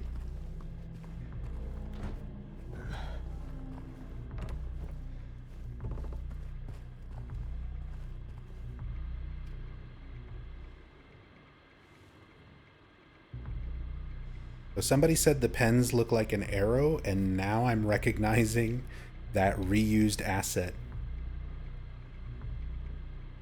Wherever the pens and the arrow formation are. Can't unsee it.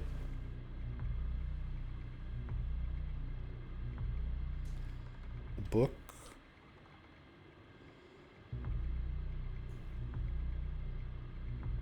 Sean Filter cigarettes. Possibly a reference to Sean Bean. We've seen these around the town.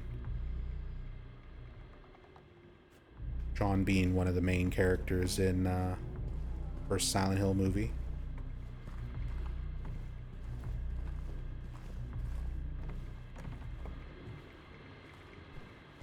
Mini Moto Dragon, thank you so much for gifting 5 subs out to the community.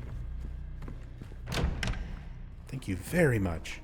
Polite Burp, Red Fox I Am, S.A. Marquito, Ryan Rath, and S. Joe Time. Enjoy those subs. Courtesy of Mini Moto Dragon. Pyramid Head is gone now. Thank you so much for the support. Where has Pyramid Head gone? Hiding? Okay.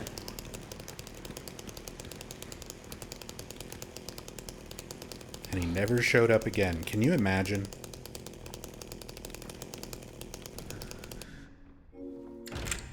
Can you imagine if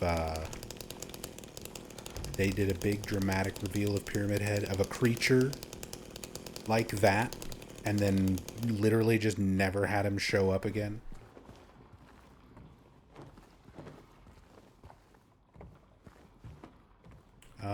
Is this the mirror that turns into a painting? I think this might be the mirror that turns into a painting when you shoot it. Right here, it's a broken mirror. Yep. Or maybe just a very reflective glass frame. But when you shoot it, it reveals this painting.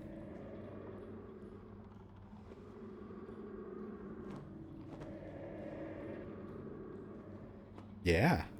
Some Easter eggs, huh? What painting is this? I forget. I'm not an art historian, unfortunately. I usually have to try to reverse image search a lot of this stuff. Let me see if I can...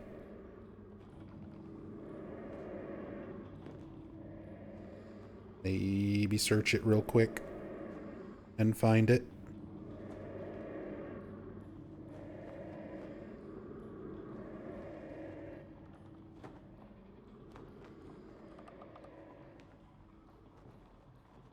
Because a lot of the artwork and stuff throughout the game, Francisco Goya, Vagabonds Resting in a Cave. Is that it? That might not be it. It does look like Francisco Goya, though.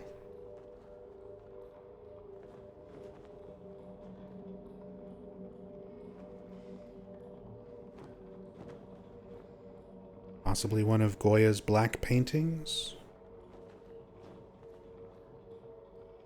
Not sure. Not finding anything exactly the same. But a lot of times, Bloober likes taking actual existing pieces of historical artwork, maybe editing them slightly and using them in their games. They did that a lot for Layers of Fear. Do that here, but yeah. Sort of hidden behind the reflective glass. Now we have to shoot everything. See if anything else transforms.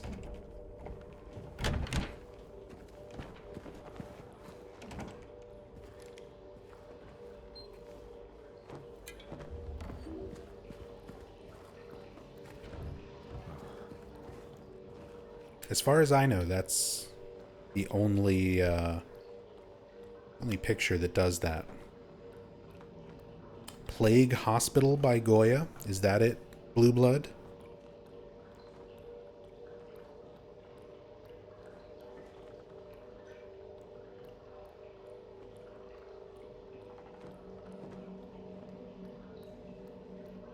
That is it.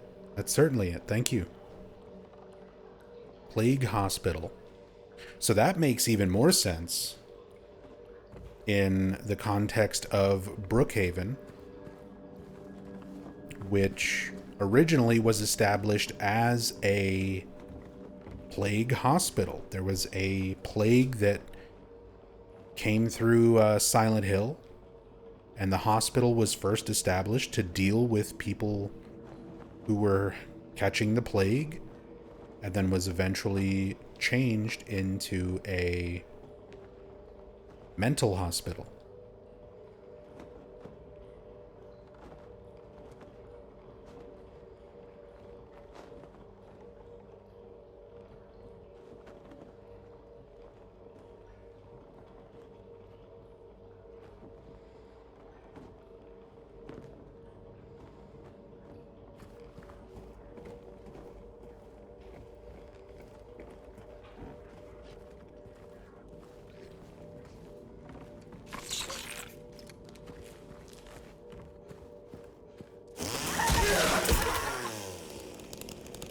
Mannequins are going to start playing peekaboo.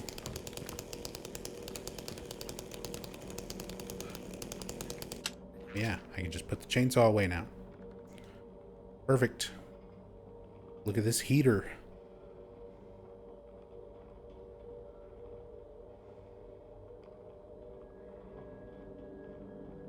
Warning, electric heating tracing.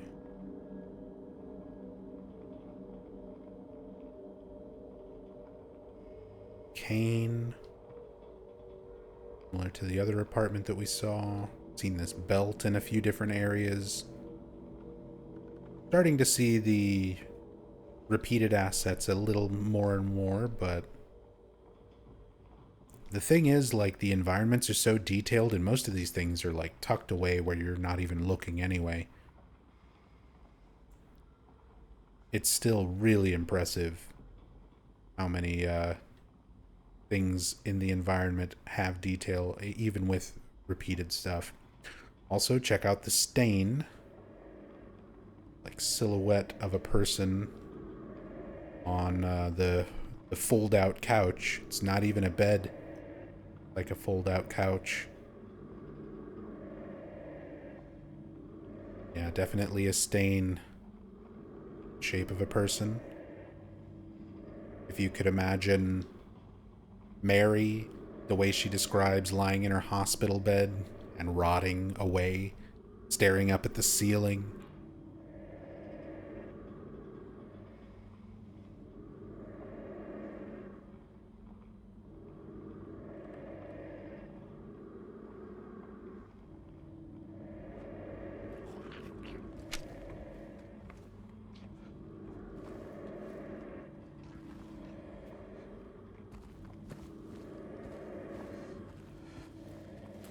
There's another one on the wall.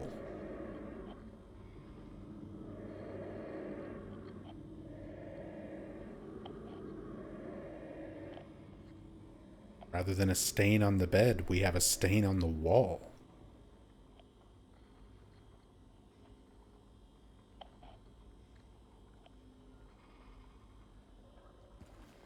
Is the sound we hear based off character or camera position? It depends on the sound. I've noticed a lot of things are just based on the character. Like, if I have the chainsaw out and zoom the camera super far away, you still hear the chainsaw really loud, like it's next to you. But then there's other things that seem to be source based. So it's like the object itself is giving off the sound and it gets louder or quieter based on the camera position. So it's kind of a mix.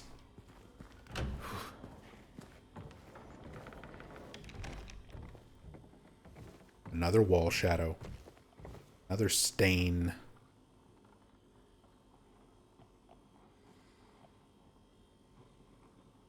Stains all over this house.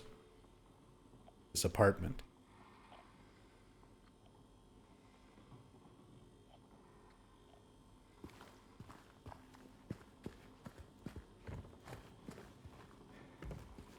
Get another mysterious photograph here. Career's humble beginnings. Part of the hidden message puzzle. It spells out, "You have been here for 2 decades." What nuke went off in this house? Yeah, that is an actual thing. With nuclear weapons, atomic weapons, like the ones used in Japan, World War II.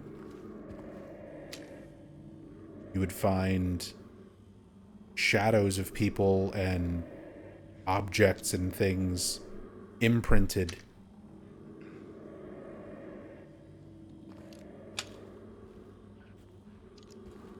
How do you interpret the 2 decades thing? Because it's like an optional puzzle, it's a super hidden thing for players to find, not for James to solve, not for James to progress, but for you, the player, to see. I think it's a message from the devs to the players, the people who've been doing what I'm doing right now, looking around at these games at super great length, doing all this research, piecing things together, finding details and hidden things in the environment. We've been here for 2 decades. We've been doing this since the original came out in 2001. I think it's a message to us, not to James. Not an indicator of loop theory. But if you're a fan of loop theory and that feels nice in your brain, don't let me tell you no. The devs themselves left it ambiguous. Bloober Team was asked about it on Twitter, and they did not confirm nor deny. They just left it ambiguous. Because somebody was like, damn, it's disappointing that loop theory is canon. And Matthias Lenart, the game director, responded, "Is it?" with a question mark. So he left it ambiguous. I think it's more fun leaving it ambiguous like that, because if you don't like the loop theory and you're more in line with the original developer intentions and story as it's presented based on how the original was, like me, You can play this game and follow all of the things that you find with that mentality. If you like loop theory and other aspects like that, you can play the game and apply that to it and still enjoy it all, still have it make sense to you. So I think it's done in such a way that either works. I think they intended for that to be satisfying to everybody, but instead it's kind of caused the reverse. A lot of people arguing about it, but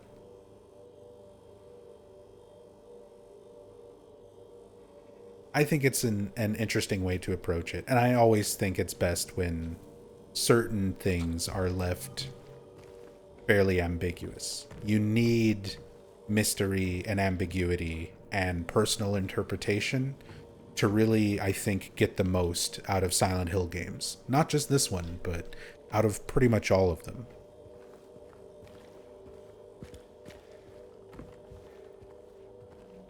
I think that's what makes these games stand out so much compared to a lot of other survival horror and psychological horror. That's part of the reason why discussion around them has still been active, even when the series itself was dead for many years. Got this Pamacrani TV. We've seen these in a few other places already.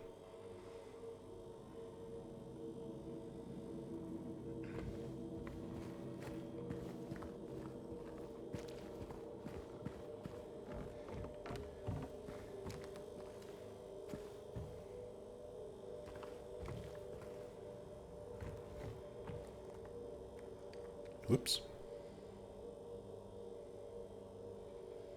Want to see what's up here in the vent? Okay.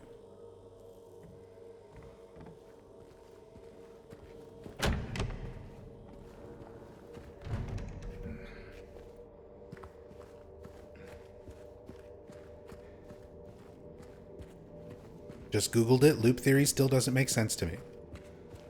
That's okay. That just means you're on my team. You're on my side of the fandom war. Because I agree. I think, personally, here's why I don't like loop theory. I feel like it implies that James is the only character that matters. That the other characters who have been confirmed by the developers to be real, Eddie, Angela, Laura, it cheapens all of their stories to make the loop all about James. Even if it's just from his perspective or for the sake of the game, I don't like the way that takes away from those characters. Like, if James is looping through this and aging by 20 years, and that's why his model looks older compared to the original and all the stuff that goes into loop theory, that takes away everything from Laura. Like, Laura would also have to be going through that to be here in all of it. I did actually do a video on all of this on loop theory. It's only like 15 minutes long. It's not like most of my content that's hours and hours long. It's like a 15-minute video on my YouTube thing if you kind of want to hear a historic breakdown of loop theory, where it originated from, evidence from the developers against it, and kind of the whole way I feel about it and interpret things. But like I said, I don't want my feelings to and my interpretations to shut down somebody else's interpretations if that's what they like. Like, if loop theory makes the game more interesting to you and it inspires you to play the game through that mindset and just take an interest in it, to look into those details in general, then that's what matters. Like, that's what's cool. Getting more people into the fandom, digging into theories and digging into information just the same way I do. Nothing makes my interpretations any better or more valid than anyone else's.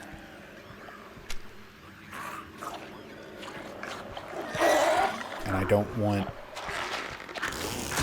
I don't want people to have less fun and less interest in the game just because their personal theory or interpretation doesn't quote unquote work, you know?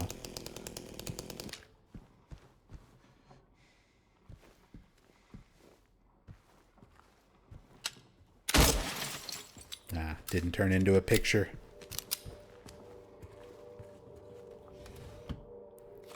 Who needs guns when you have a chainsaw? Chainsaw's pretty good, except for when it doesn't want to lock onto a target that's like right in front of you, smacking in the face. Which happens.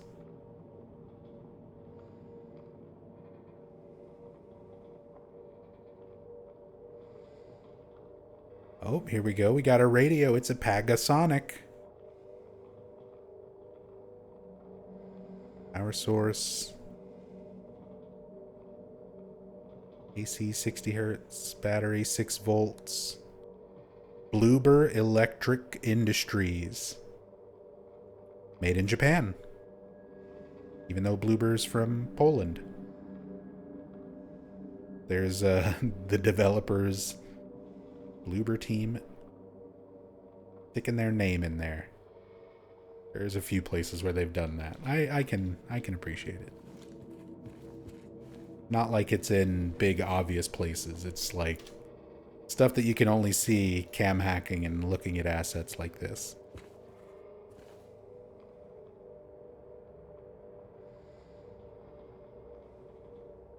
Was there ever a big fan theory you believed but changed your mind on later? I would say this one fairly recent, like since I've changed my mind on this one. Alessa in Silent Hill 1. I think I used to be a big proponent of the boiler explosion was an accident. Alessa's heightened stress levels caused the fire in the Gillespie house, and that she was burned accidentally as a result of that.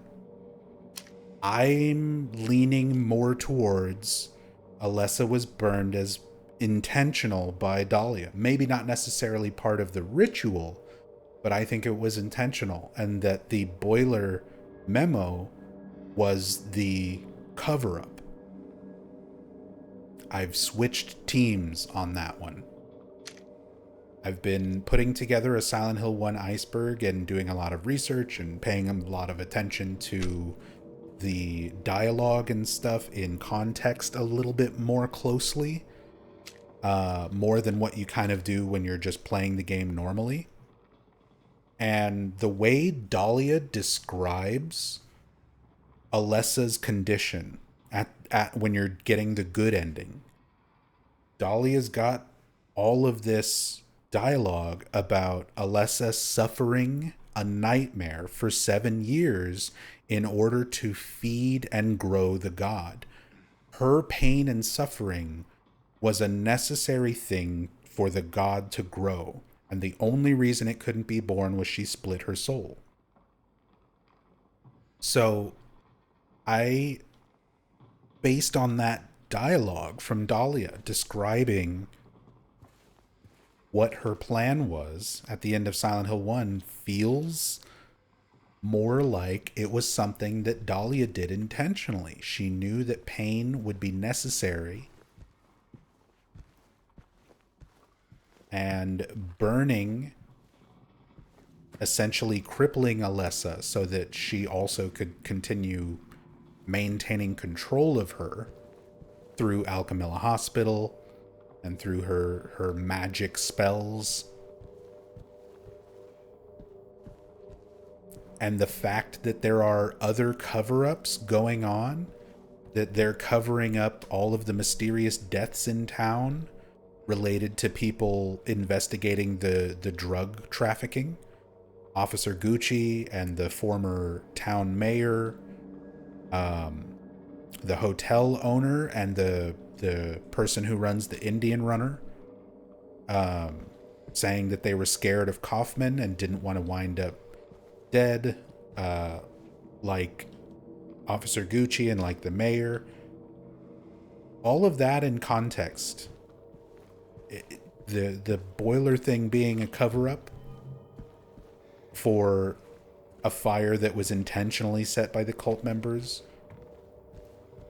And again, yeah, Dahlia's description that Alessa's pain was necessary. Because it feels like if that was something accidental that contributed towards delaying Dahlia's plan, she would have mentioned it as such.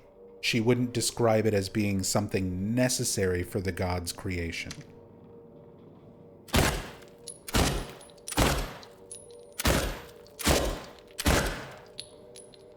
So I've, after many, many years, actually switched around on that theory.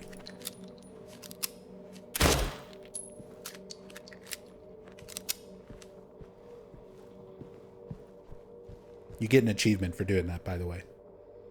If you shoot out all the balloons, the welcome home balloons.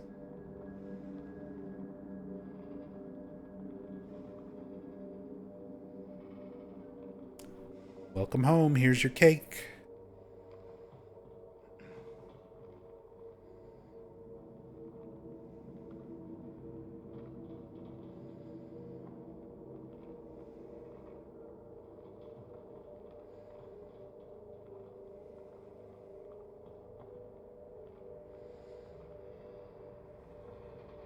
That cake. That is a Resident Evil 7 cake. Anytime, it goes to show how much that sort of stuff leaves an impression with you. Anytime I see like super gross looking food in games or anything like that anymore, my go-to neuron response in my brain is just like, it's Resident Evil 7 food. That game had such gross looking food that just stuck with me. That whole diner scene at the beginning, or dining room scene with the Baker family.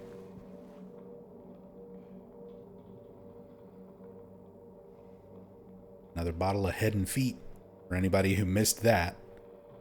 We don't have Head and Shoulders. We go to the Dollar General. We get us some Head and Feet. So I can wash my head and my feet.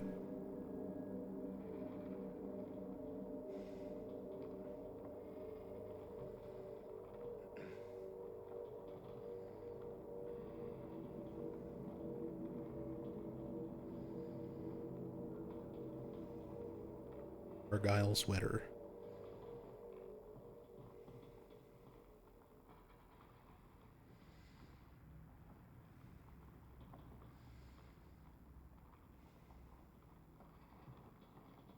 Rather see a zombie eating a human than watch them eat that nasty food. I don't know what it is with the newer gen of Resident Evil games and their gross looking food. Or alternatively, well, I guess it depends on how you look at it. There's also the Resident Evil 2 remake, the opening scene, two sides to every story, Bakba Soup's favorite song. When the trucker's eating the big burger. Some people are like, that's the most disgusting burger I've ever seen. My fat ass is like, that's a good looking burger. It's all like, you want a burger to be gross like that. Those are the best fucking ones.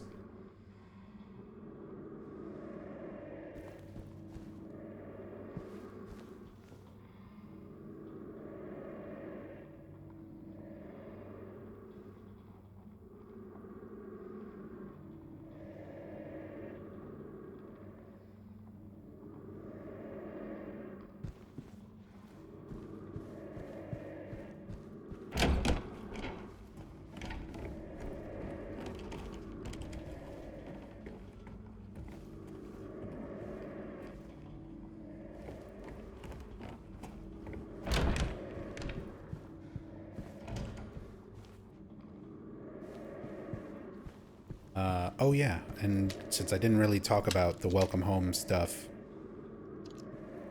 in story context, there's throughout this entire game, from the moment you start the game on the observation deck, there's a sign that says welcome across the fence that's blocking the road. You find graffiti on the wall when you first walk into Woodside Apartments that says welcome. It's the only time up till that point where that word was graffitied anywhere. We have welcome home and the cake written here. A lot of these sort of referencing either James, welcome back to Silent Hill, or to the player who's playing the remake for the first time after playing the original so many years ago, welcome back to Silent Hill, or in the context of Mary coming back home from the hospital, because she went home. In her letter to James, she mentions she gets sent back home to spend her final days with James. James probably didn't think about killing her immediately. It was probably something that happened more spur of the moment after she had come back home and he was confronted with her being there with him again. But the idea of like, welcome back home, Mary. Been in the hospital for so long. Welcome back.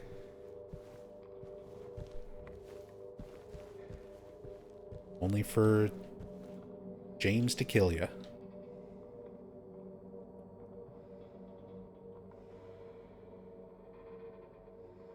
I think that's about everything in here.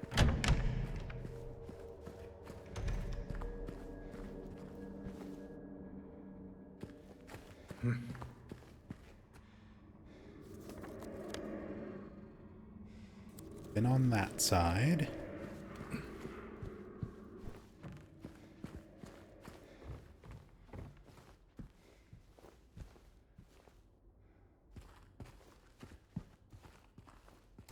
That a rabbit stain on the wall. Which wall? What stain? In this room? Outside? By the grate.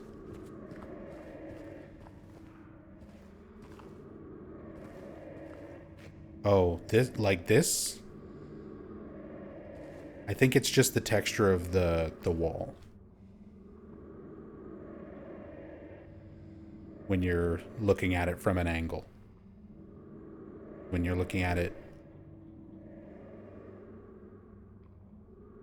And turn light off.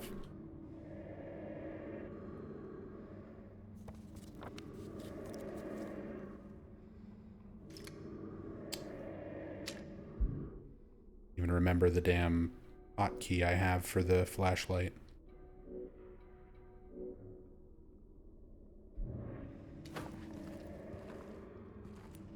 There it is.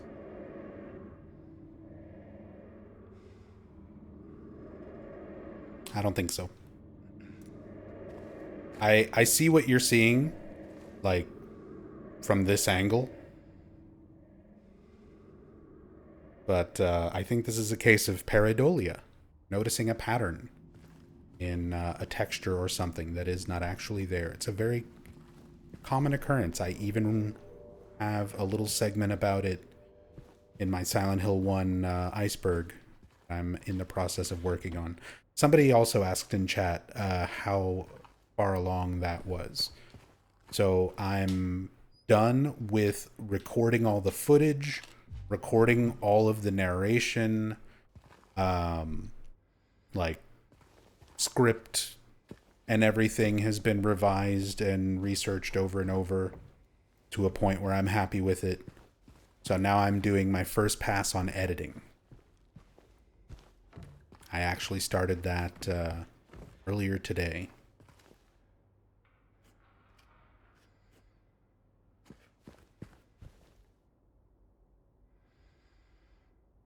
You must think I'm cruel, but this prison is of your own making. The choice was yours. I watched you make it over and over and over again. This time's not going to be any different, and I'll be here, watching. Is it loop theory? Maybe. I don't know. If you want it to be.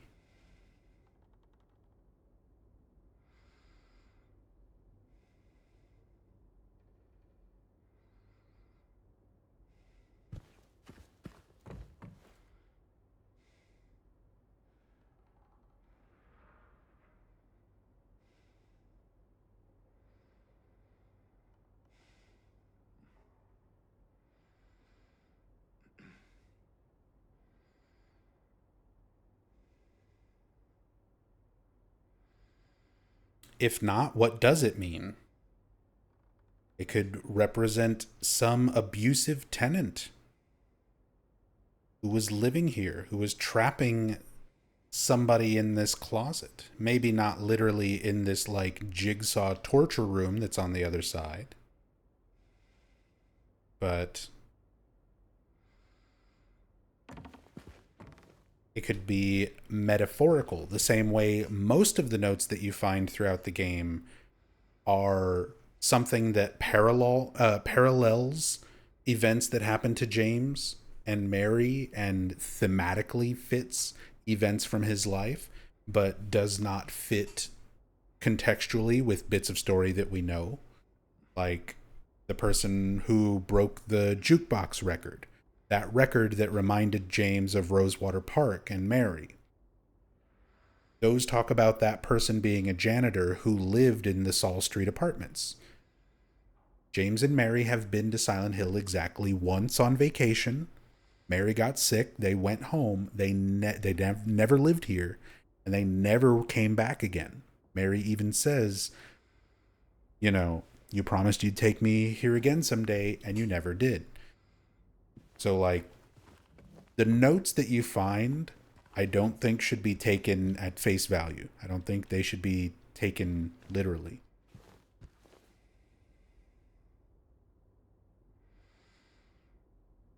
Like, the idea of someone making a poor choice over and over,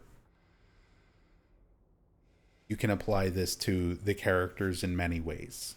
You can think about this in terms other than loop theory, although admittedly, it leans very, very heavily towards that theory. But again, I think that's because Bloober wanted to include things that do allude to it, not necessarily that confirm it. They wanted everything to sort of be up to the player, a lot more ambiguous, rather than giving a deliberate, direct answer. There's some food. Different looking pot asset, roast food, Resident Evil food. More breakfast meat in a can.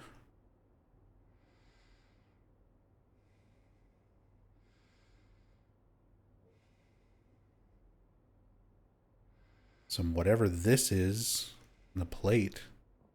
It's like a bone. Some rotted steaks. Something.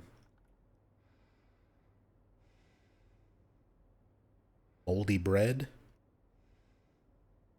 Old carrot.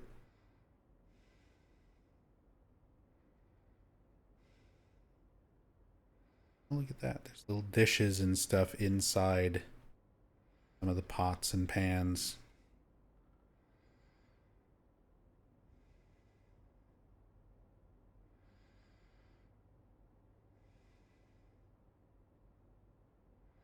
Thought that was a barcode at first in the back of the fridge. I need a scanner. I think it's just the textures clipping together slightly.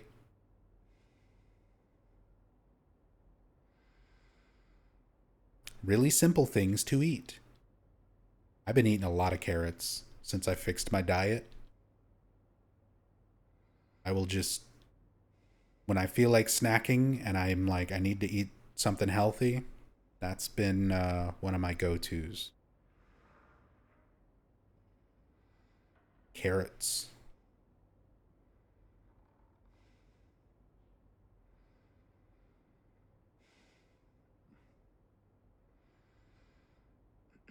You're watching.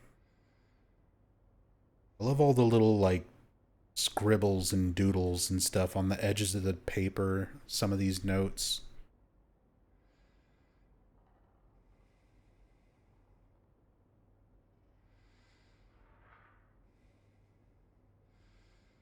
The good old like making sure this pen works scribble.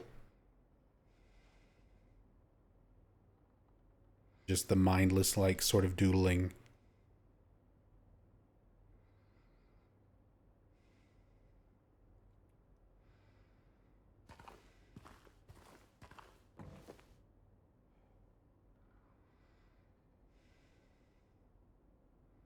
We've also, even just from apartment to apartment, found like one apartment has like a rotary phone,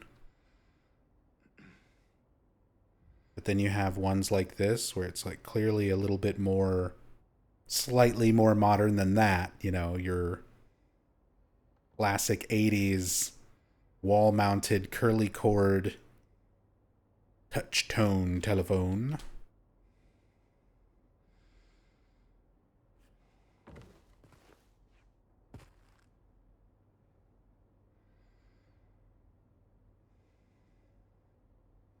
Oh, there's a shelf with a unique prop. Just hiding up here in this little corner.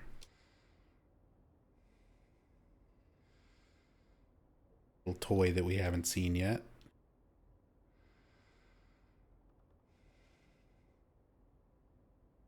I think this was a real thing.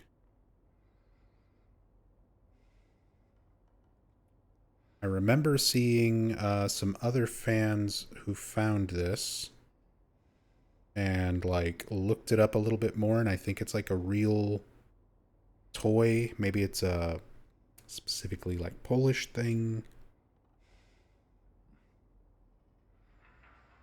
Ambi Toys Cool Cat.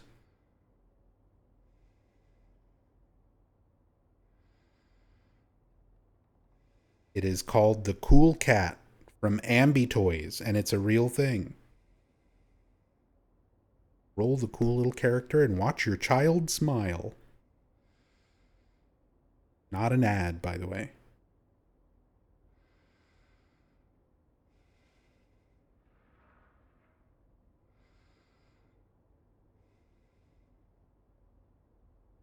But these are always kind of neat. I like when they model things in the game after a real toy, a real thing.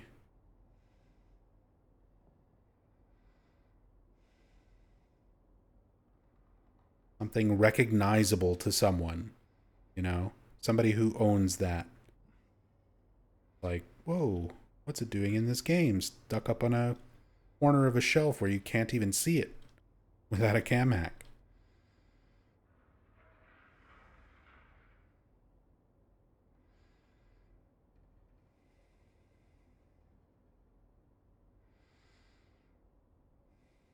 Cool Cat was released in 1982.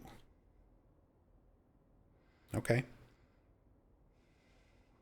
Like I said, we've seen a very wide range of years in terms of things found throughout this game. We found a newspaper that mentions Joe DiMaggio dying in 1999. We found electronics and records that are copyright 1999. VHS tapes had a 1999 copyright. So again, I don't think these sorts of, like, I've never liked that idea of looking at something in the game and being like, in real life, that thing didn't exist until X year. A lot of Silent Hill 1 fans do that with Harry's Jeep, where they're like, hey, he drives a Jeep YJ Wrangler. Those came out in 1987, so the game must be in 1987. Like, it's a fictional universe. It's loosely based on reality, like our reality, but who's to say that that particular toy or model or whatever in the reality of Silent Hill, where these games exist in this universe, came out 5 years later or 10 years earlier?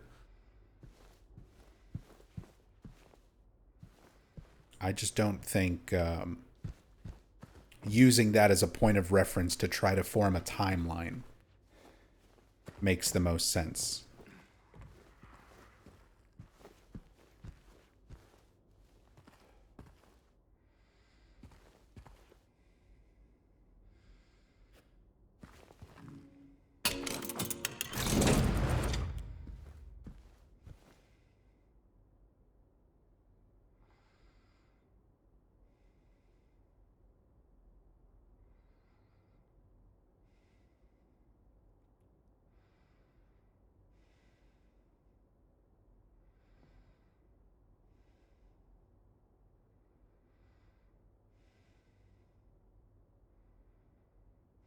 Important loading instructions.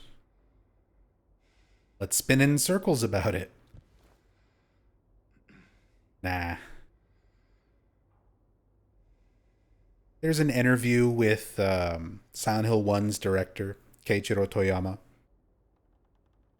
where he specifically says, like, we did not designate a specific time or place to Silent Hill.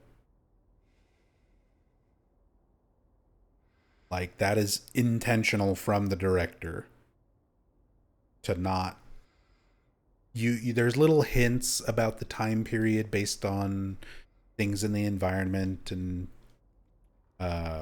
where it's located based on little hints and nods, but it never directly states, like, this is where you are, this is the current date that the events are happening.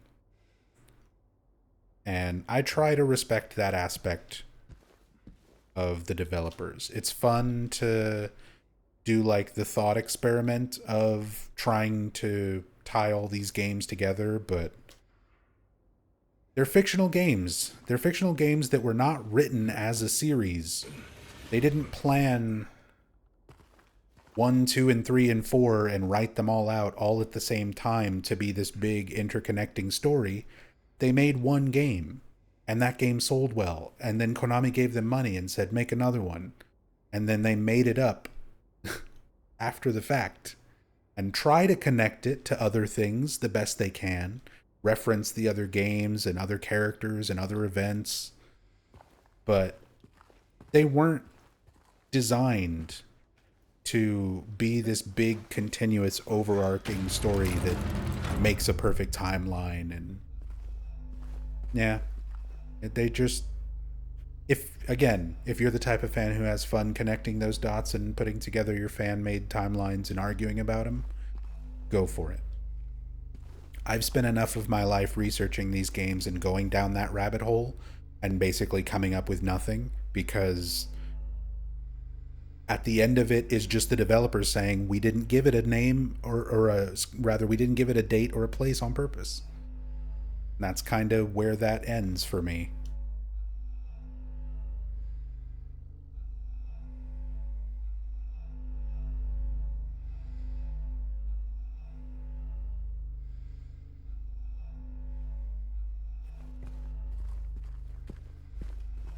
Clip in the safe. Camera in here. Look at this a little closer. It's an Arathron safe.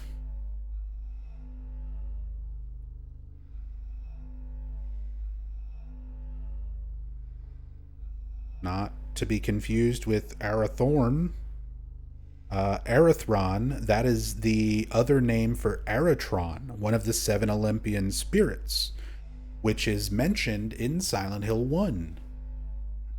Silent Hill 1, in Nowhere, there's a lot of alchemy, references to real-world alchemy in Silent Hill 1, just as a way to have, like, weird foreign culty concepts kind of tied in with everything. And at the end of the game, in Nowhere, there's a bunch of doors you have to open. There's symbols on them and words written on them, like Haggith,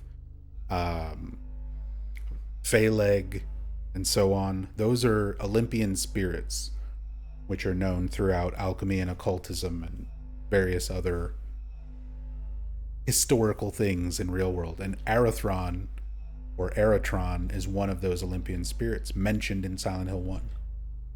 Just as part of that, like, Nowhere thing.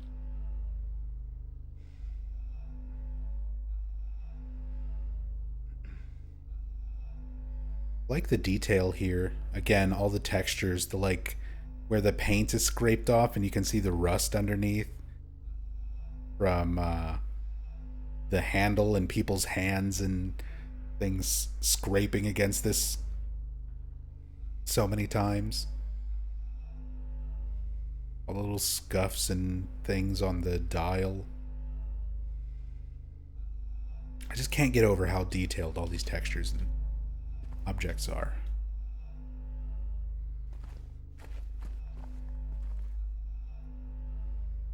Whoops.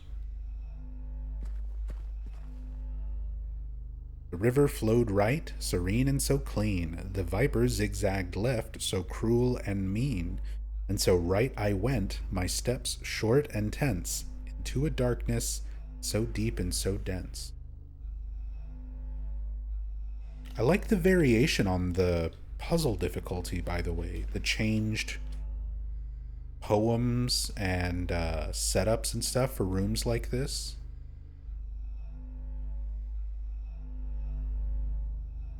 One of those things you don't always get.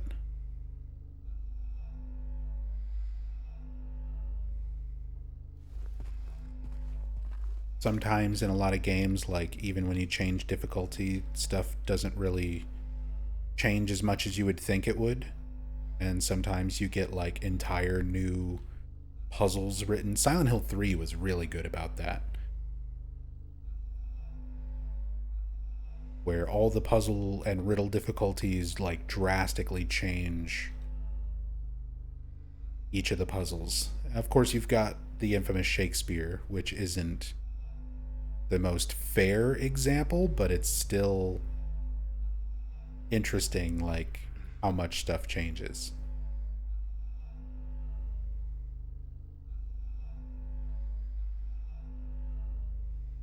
Look at that doo doo. They rendered some doo doo in the toilet.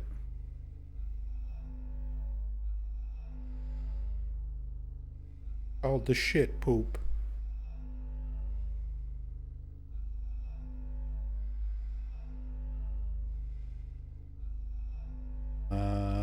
I wanted to look around this toilet because I joke about this being this room like being the jigsaw trap room.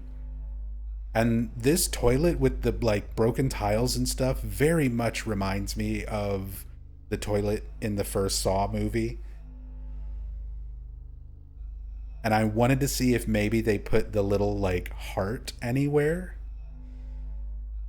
because the toilet is marked with like a heart using a fucking shit stain to draw a little heart on it to draw the attention of it. But no, no little hearts.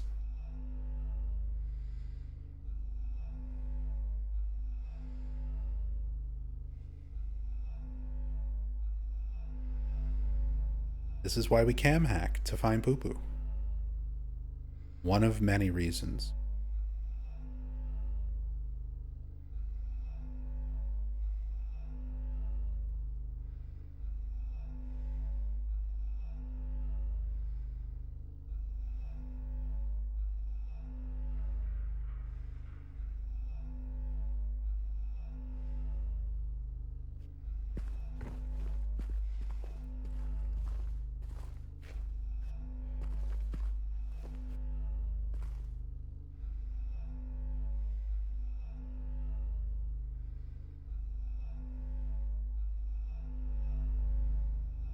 Get a nice view of like everything here on the ceiling. So many details in all the drawings and lettering and all of this stuff. Oh, that also reminds me. So you can see there's a lot of repeated characters, particular symbols and drawings in most of these places.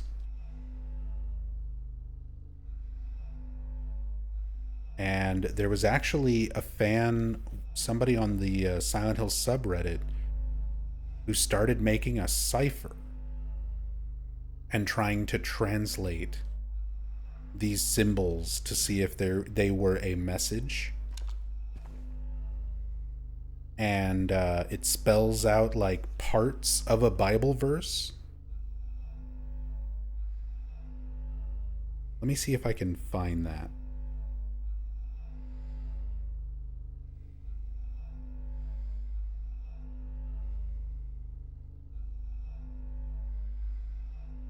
Because I know I saved it in my notes somewhere.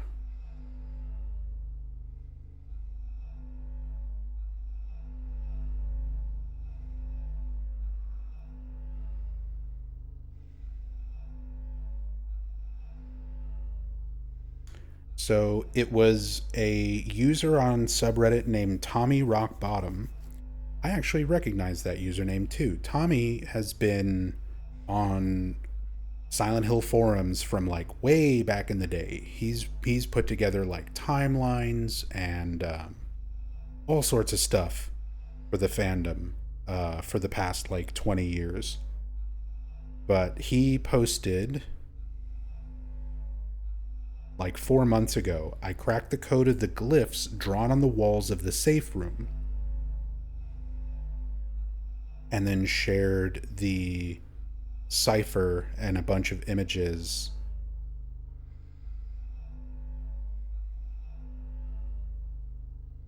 And it's just a few like bits and pieces that are repeated in these textures all throughout the room.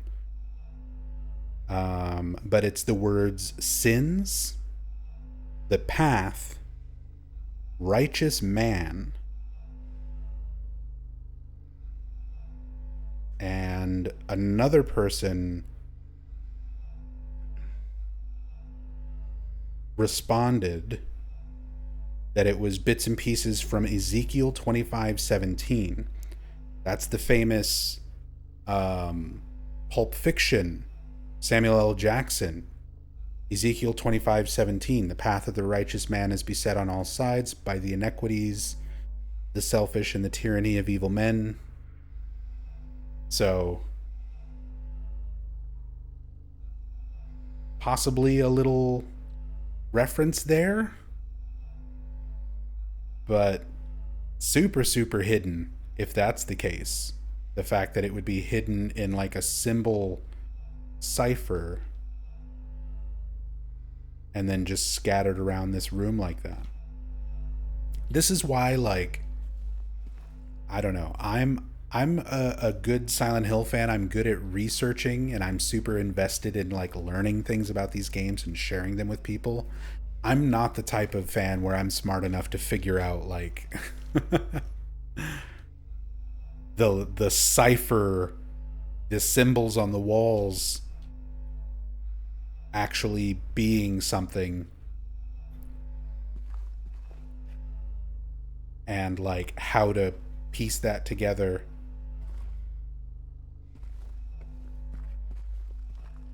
Like, I'm good at research. I'm passionate about research. I'm good at finding information and sharing that information. But I'm very rarely the person who like discovers this type of stuff firsthand.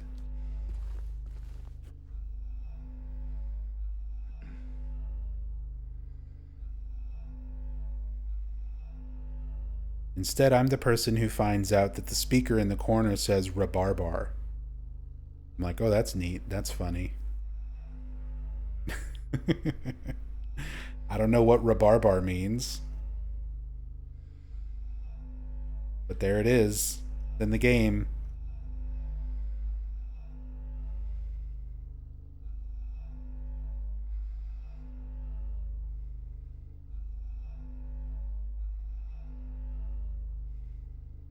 Man, I could literally spend hours just in this room. There's so many little details trying to trace all these little lines.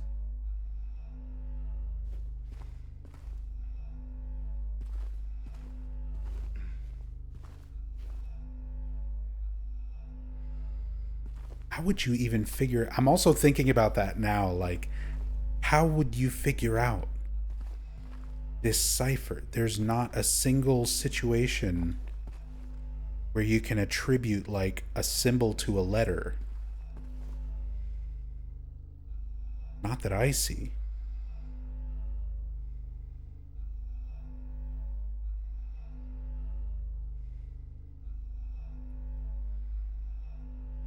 Like, if it gave you some, even one small example of an interchanged letter or something like that,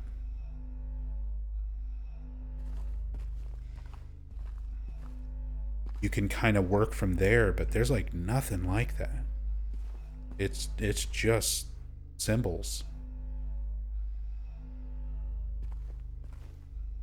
Genius stuff. But like I said, Tommy Rockbottom. Not surprising that that was Tommy figuring this stuff out. I said Tommy's been a Silent Hill genius, figuring things out for the community for a long time.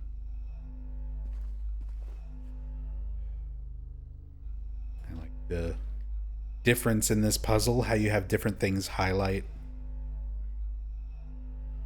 for each of the numbers. It's moved around to different positions in the room.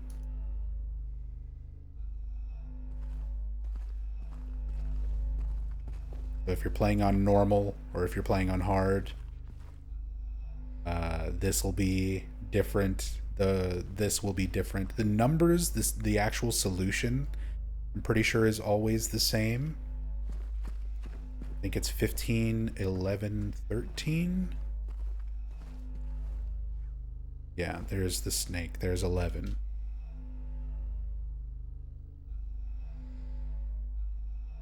Rhabarbar is just rhubarb in Polish. Okay. Bloober team is based out of Poland, so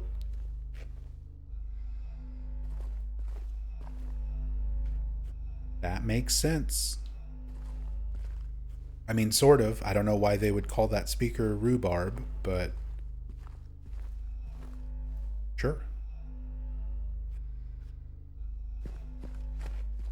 Things being in Polish makes sense, at least.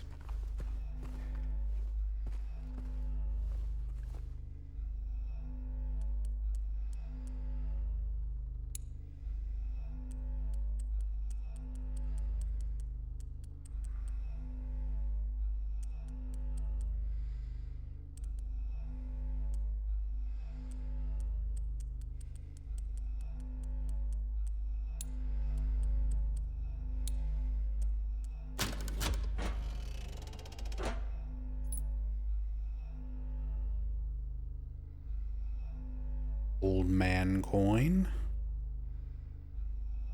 James still has the ooze on his hand from Saul Street Apartments. Periodically just checking that whenever we zoom out and look at these. Easter egg here.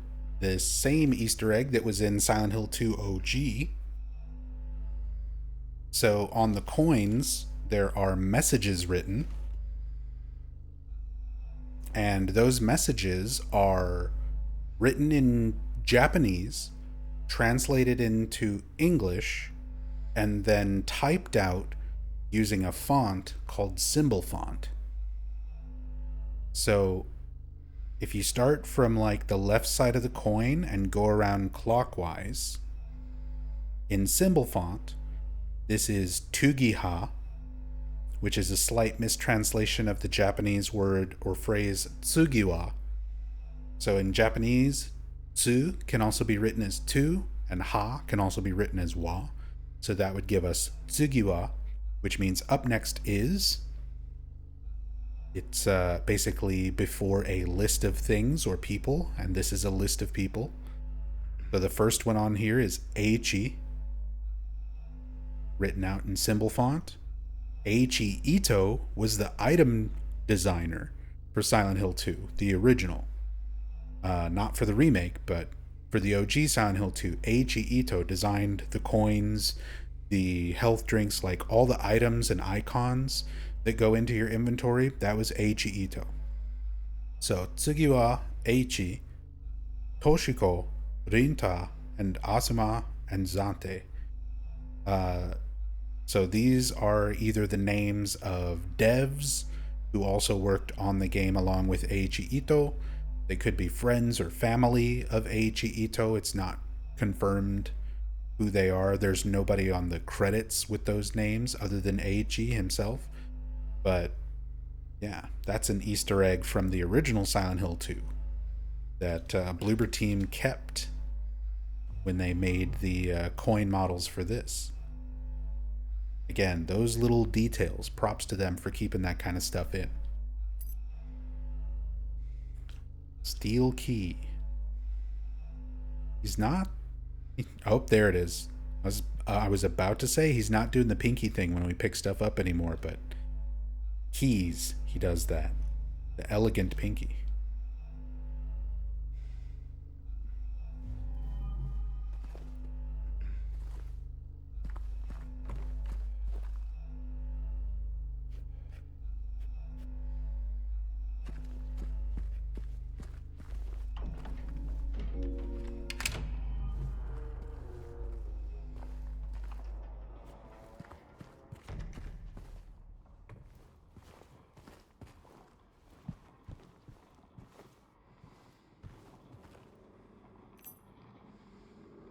Second floor, small staircase key.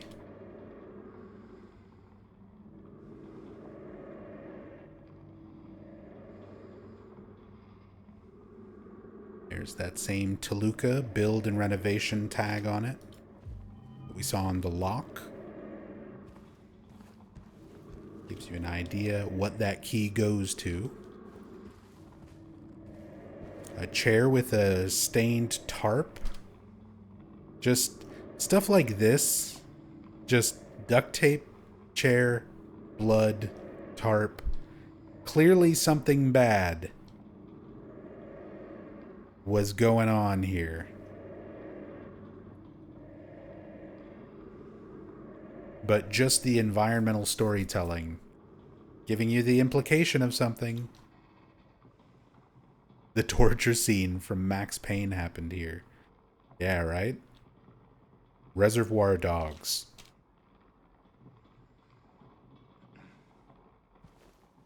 Stuck in the middle with you.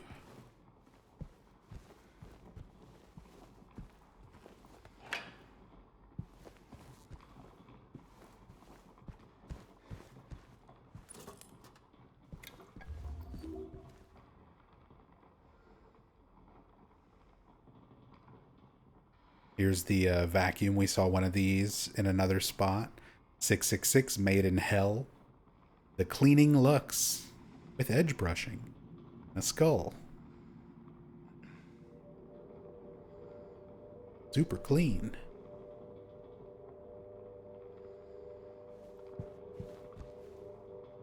I love the satanic vacuum.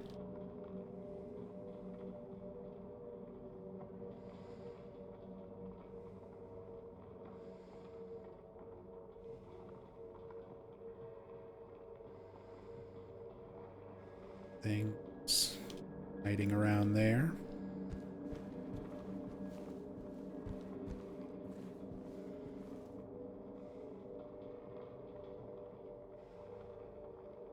Oh yeah. You got the duct tape, the bloody tarp and all that, and then you've also got the big bags of trash in the corner. Could be unrelated. There's lots of trash laying around these apartments.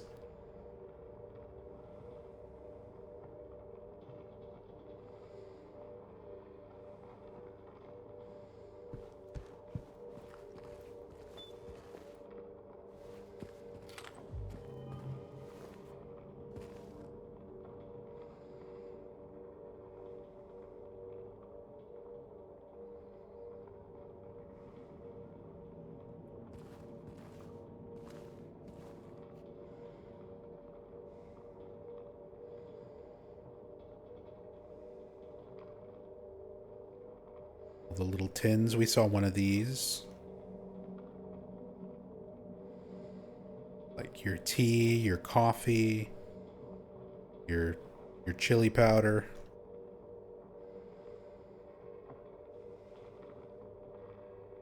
Your Monsterizer blender. One's in bad shape compared to the other ones we saw. Oh, excuse me.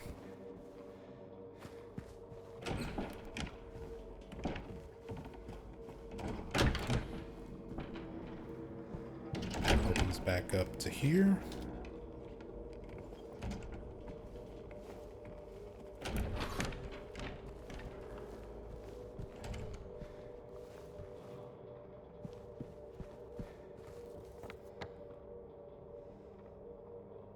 The map, make sure I'm not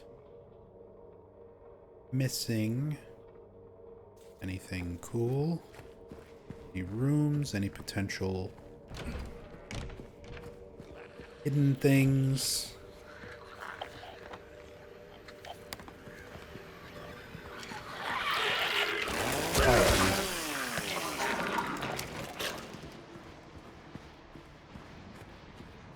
At this point, Pyramid Head is gone.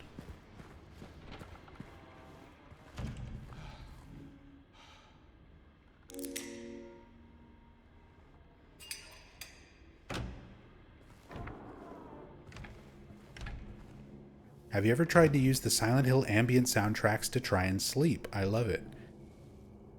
So, I can't really... I have a hard time sleeping with music on. Usually I have to have, like, other stuff. Like a video or, like, a podcast or something else. Before I started really streaming and stuff on Twitch... I really started doing this full time around 2015. Up until that point, and a little bit the first year or so when I was streaming as well, I was working as a musician. I've been a musician pretty much my whole life. So when I listen to music, I tend to think about it. I kind of analyze it. I think about the composition of it, and it keeps my brain too busy. Especially music that I'm really familiar with, like Silent Hill soundtracks. Because I also play a lot of these songs. I know how to play them on piano or guitar. My friend and moderator for this chat, Hirimi, longtime friend, we used to play open mics and perform stuff like Theme of Laura. So I think about music too much. It keeps my brain active. So it's hard for me to like sleep when I have music on, even if it's like really relaxing music. I gotta put on like videos that I'm familiar with that I can just tune out. You know, I watch a lot of like Red Letter Media and things like that, or podcasts and stuff like that if I'm trying to sleep.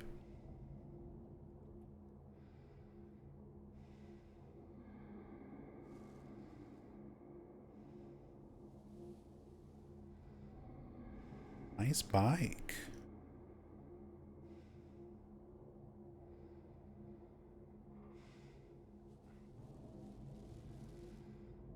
Dre? Or? ORE? Dr. Dre?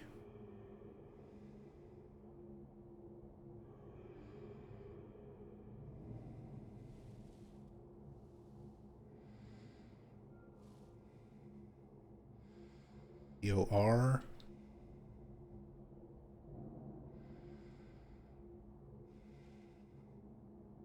What is that cute little thing?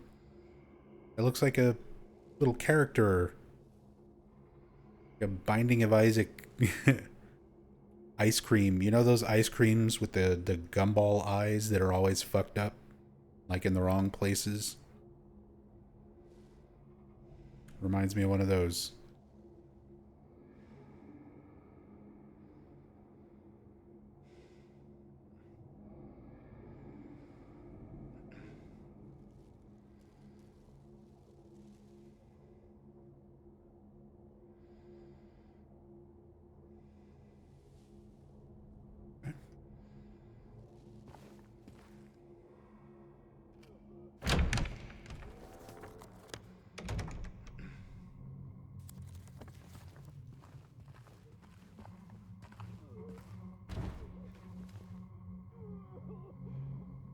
Being rendered.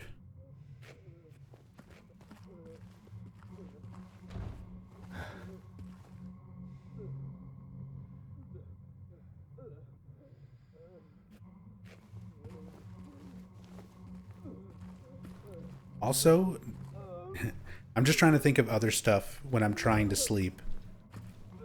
Not even a joke, but Bach did raid me earlier, and I'm not just saying this because he raided me, but I do watch Bach's stream a lot.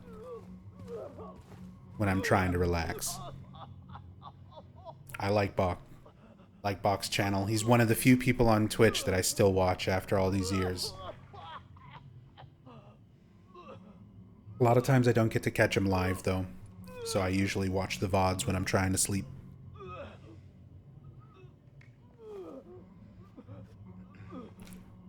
Alright. About time to meet Eddie. Let's clip on in there. Hell, can I teleport in there? Will this automatically trigger the cutscene? I don't want to trigger it by accident. But I want to clip James in there to see with a flashlight. Let's see what happens. It's probably going to wind up triggering the cutscene. Okay, you can see a little bit. It's super dark. But Eddie's not physically rendered in there just yet. Oh, I can clip him in like this and keep the game paused and it doesn't trigger.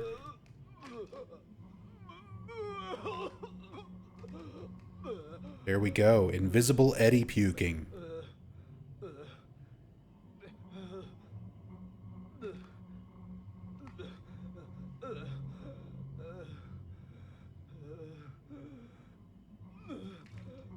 That attention to detail. Fucking disgusting toilet.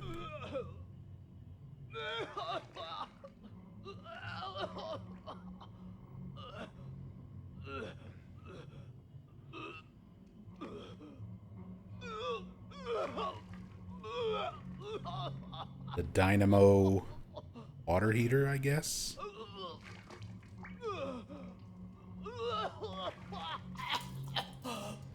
Oh, even if I resume the game while I'm in here, there's collision. I can't actually walk through him as though he's there, even though he's not visibly rendered until you trigger the cutscene.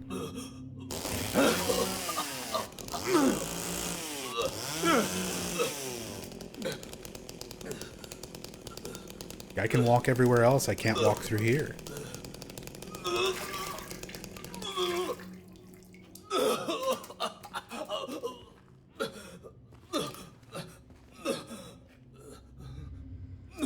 Kudos to Eddie's Japanese voice actor, too. Damn.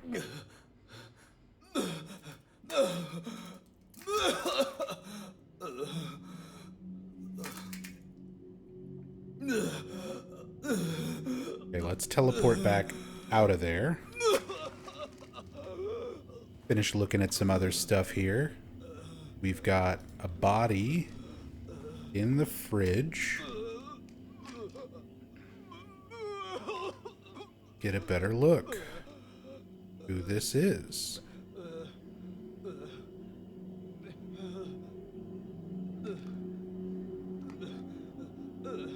It's some guy. It's not James. The nose shape is different. The face shape is different.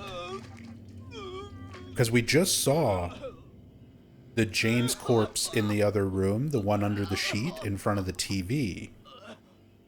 And he's got a very distinct, like, facial structure. This one is not James. This is the, like, one of the first human corpses you see that's not James.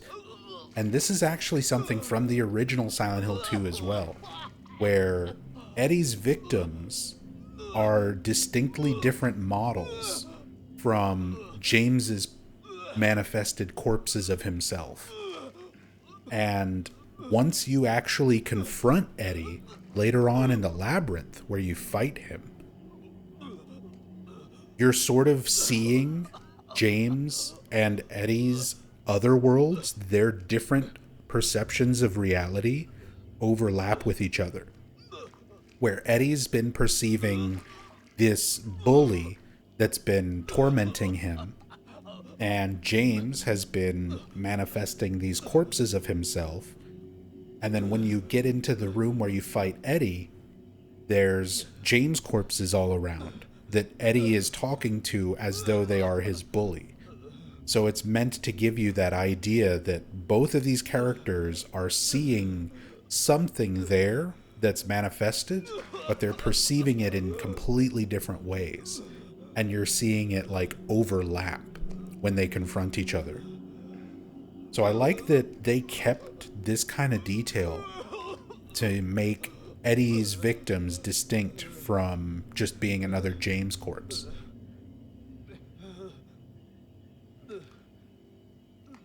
Is there a consensus on whether or not Eddie killed this man? Is he lying or telling the truth about the body? Well, there's a few different ways to go with that. So, Masahiro Ito has commented and said that Eddie never killed any actual people. He only killed the dog and he only injured a football player, shot them in the leg, but that he never killed any real people. Now, these are not real people. These are manifestations, parts of the town. Bullies being manifested to torment Eddie. The same way creatures are being manifested to torment James, just differently. So, I personally think that Eddie killed this person. I think that Eddie has been killing the manifestations pretty much from this point and then onward. I think him throwing up is like the natural reaction of having killed somebody. A lot of soldiers and people who've gone to war and had to kill have often commented in interviews and stuff in real life that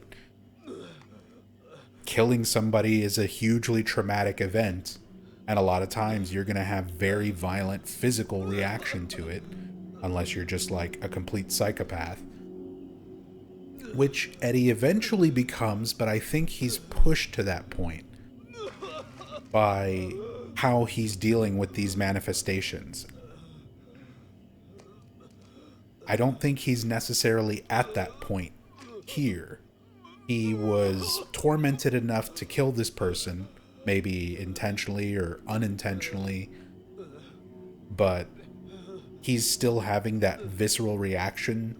He feels like he's killed someone, and he's throwing up. He's way too quick to deny it to James. The whole "thou doth protest too much" sort of side of things. And we see, obviously, as the game goes on, he becomes less and less worried about sort of hiding it. Because by the time you see the victim in the prison cafeteria, Eddie pretty much flat out admits it until James pressures him on it. And then he's like, it's just a joke. Like, then he tries to backtrack over it. Also, roast beef. Lakeview Farms roast beef. Absolutely delish. Got some apple juice. Got some fresh salmon, some solid white tuna. Raspberries in a can.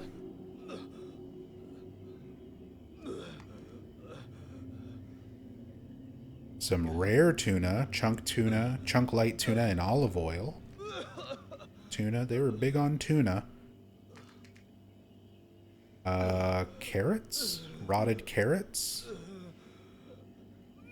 Or intestines? These kind of look like the carrot texture that we saw in the other apartment.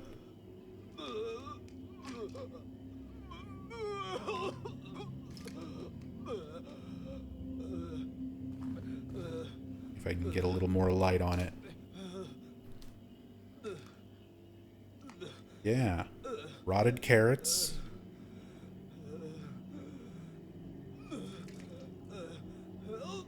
Just sort of meat chunks. Sorry, I know we're dealing with Eddie just puking while I'm looking at all this stuff, but there's a lot to look at. And he's not going to stop anytime soon. All Stars Pizza, same brand of pizza that Eddie was eating in the bowling alley in the original Silent Hill 2. They switched that out for the remake. Instead of a bowling alley, you encounter him in a theater, and he's eating strawberry ice cream instead of pizza.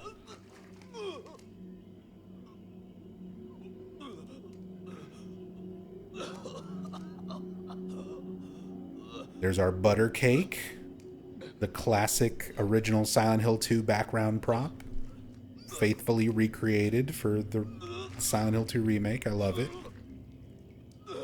Butter cake was an equipable item in Silent Hill Book of Memories on the Vita. Like, this is a deep cut, but real fans know about butter cake. Also some Polish dumplings. Again, Bloober, Polish studio. Lots of Polish whiskey and Polish dumplings around this normal American town.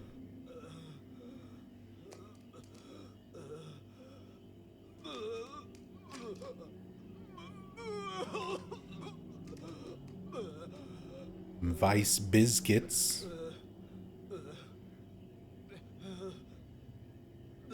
Chocolate sandwich biscuits. That's also another thing you can immediately tell. We don't call these biscuits. In America, they're cookies. Biscuits are something else entirely.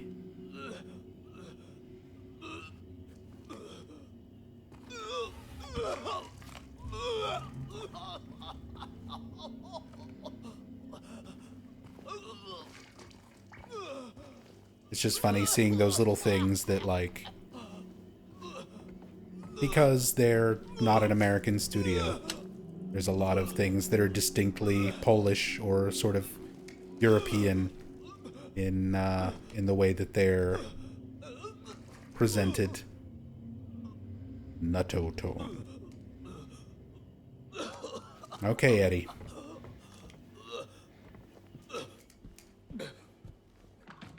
誰だ君は。俺じゃない。違うんだ。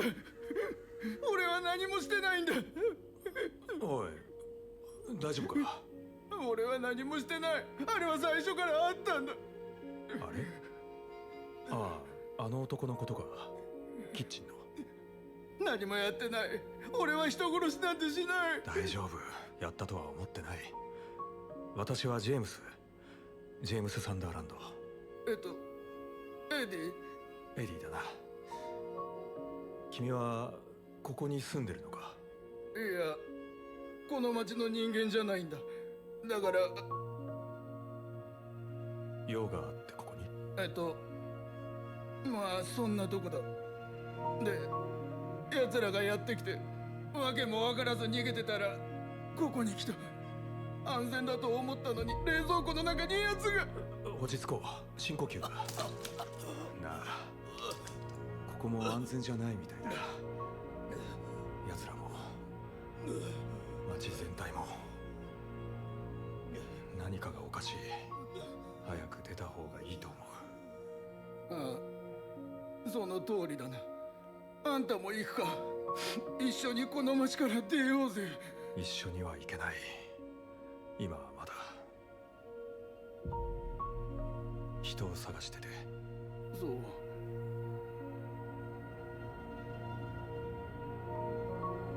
じゃあエディ、気をつけて。ああ、あんたも。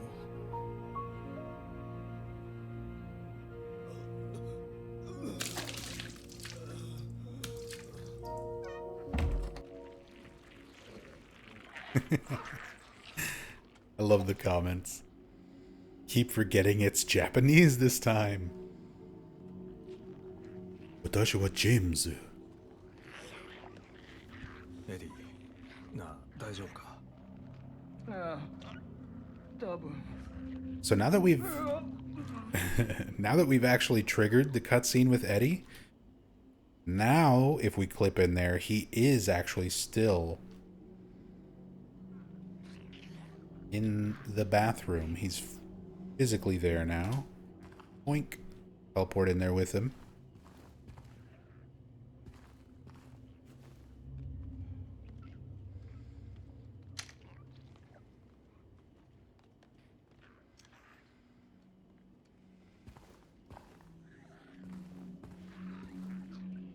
Japanese dub makes it more unsettling. Did you get to watch the corpse? We looked at the corpse in the fridge. You can check the VOD if you missed it. But we looked at it. It was like one of the first things we checked out.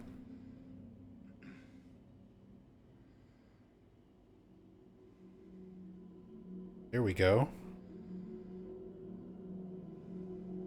Here's a perspective.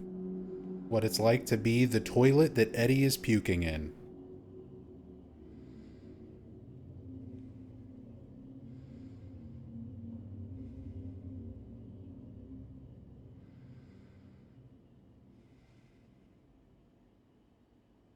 Was it a James corpse? No. Just like in the original Silent Hill 2.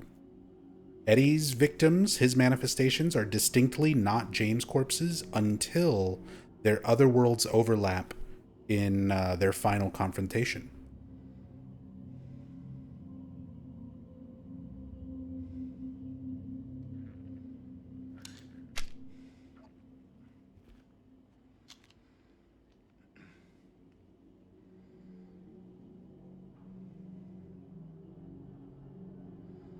And he's wearing a Western Maine wolf pack.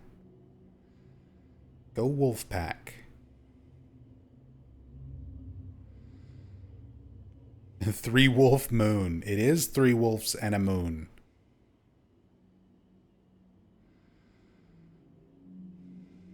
Western Maine wolf pack.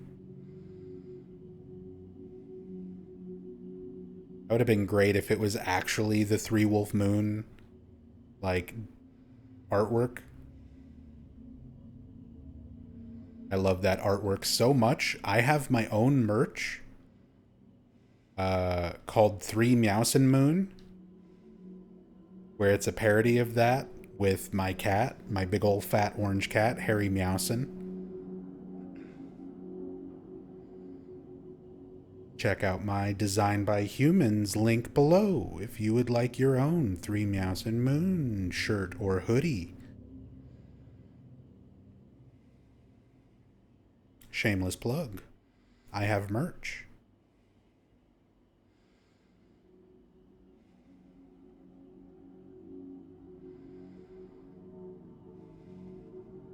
Cat has the best name, Harry Meowsin. The little chatterbox. Well, he's a big chatterbox. Cute.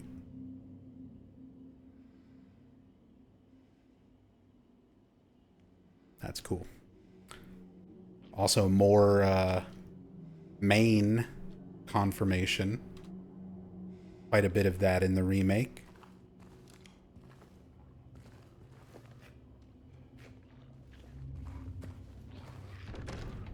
I'm locked in.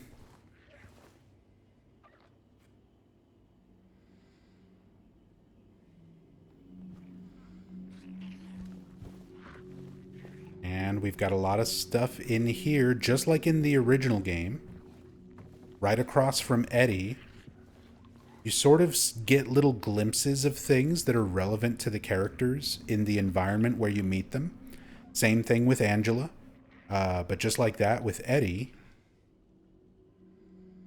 Eddie shot a football player in the leg, and in the room right across from him is all of this like football paraphernalia. You've got the helmet, football itself, certificate of participation,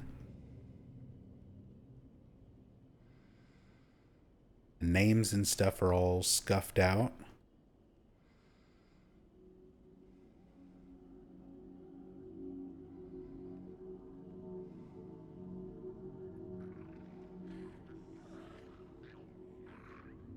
Football posters. They had similar posters in the original Silent Hill 2. It was an edited poster of um, Emmett Smith from the Dallas Cowboys.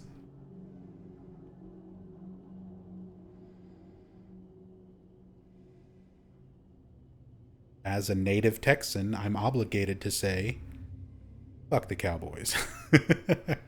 I actually was a Cowboys fan back in the 90s and stuff when I was a kid. I very much got out of football as an interest by the time I was pretty much through high school, but Cowboys used to be a big deal. 80s and 90s Cowboys. Emmett Smith, Troy Aikman, Deion Sanders. That era.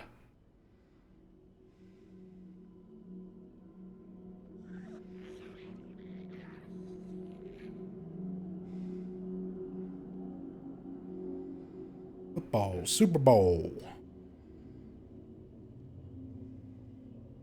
Not the Super Bowl. Super Ball. The helmet matches the car decal. Yeah, we found little stickers.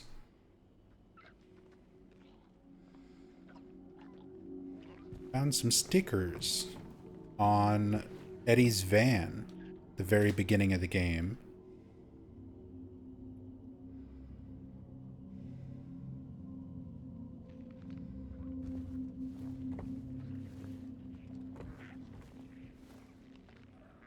Or what's implied to be Eddie's van, anyway. 1985 antenna.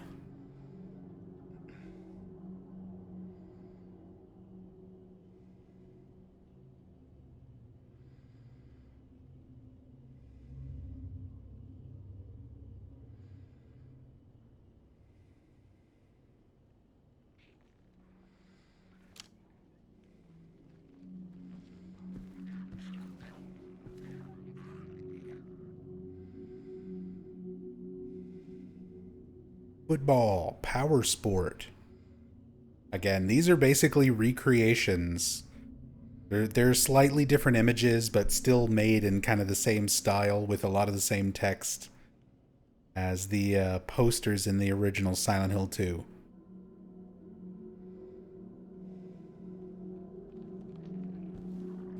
Great details. Another little fold-out bed, similar to the one that we saw with the stain, the human-shaped stain on it.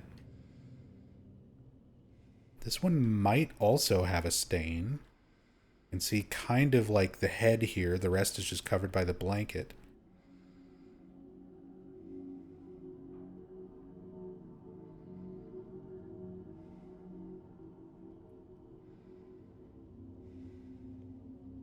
I'm still surprised at how much they render for like the frames of the beds and stuff where you don't even see anything.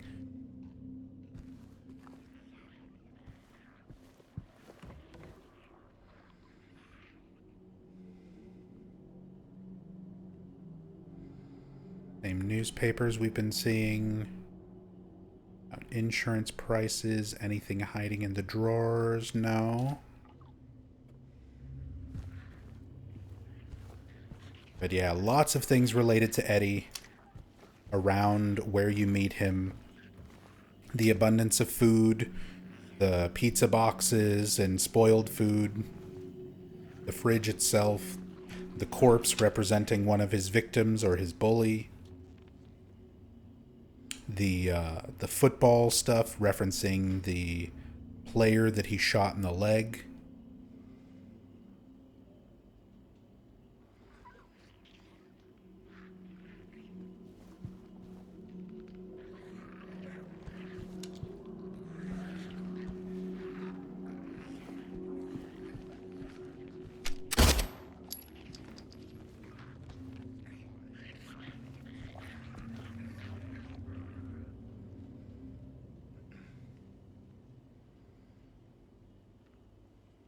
It's an Eggy.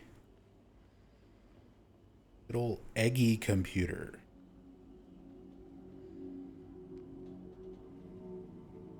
Working something. Got both kind of floppy drives.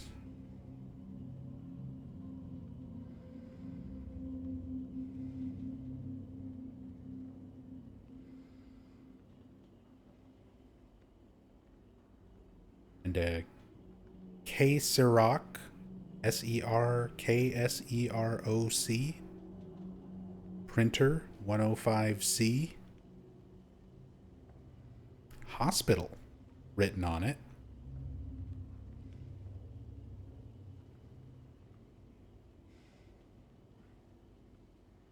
So this was probably an asset made for Brookhaven. That's just been pasted in here. Maybe they bought this one used from the hospital.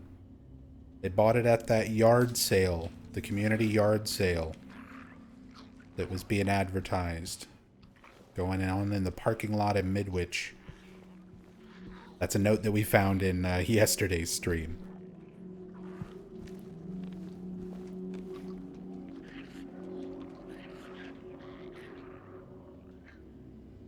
Another Magarox instead of a Magnavox. Seen that one a few times around. Nice bright red couch.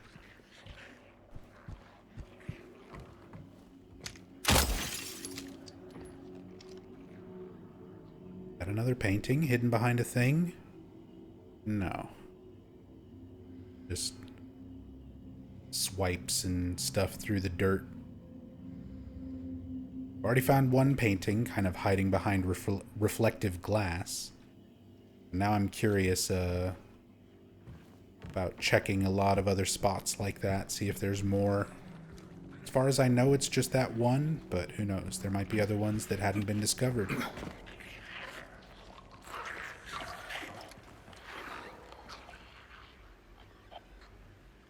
Kind of like pulling the camera way back and playing with these like super wide FOVs sometimes. The fisheye lens. Like a skateboard video.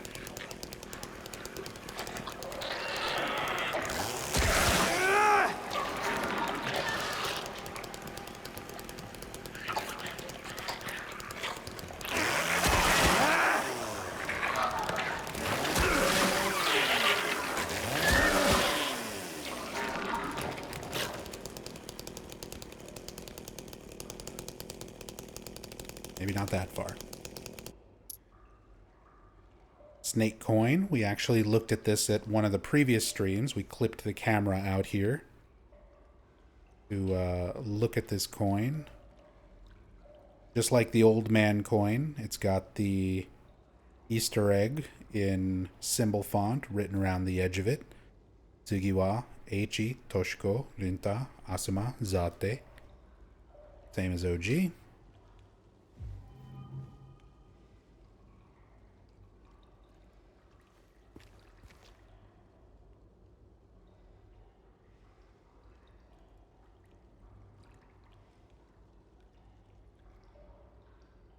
Something very unsettling about the old, stained baby stroller in the pool.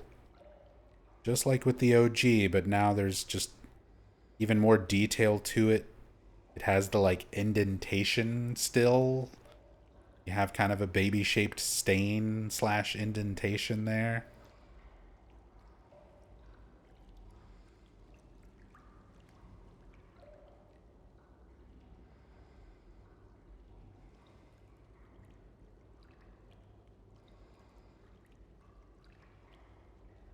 How rusted the frame and everything looks. The wheels and stuff are all like corroded, peeling, rubbery plastic material.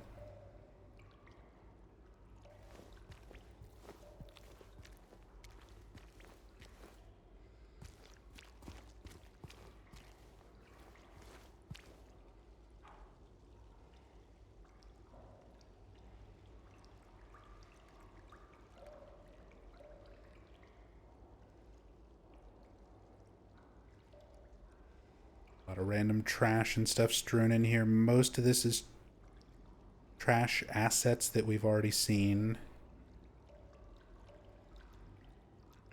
Life preserver.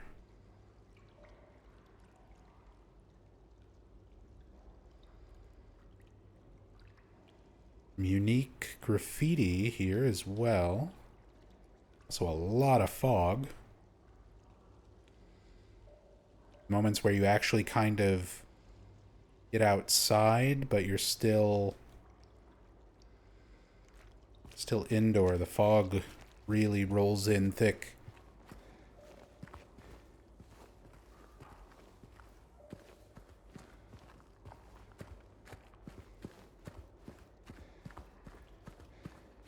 And yeah, this is where, playing around with it yesterday, I broke the game slightly.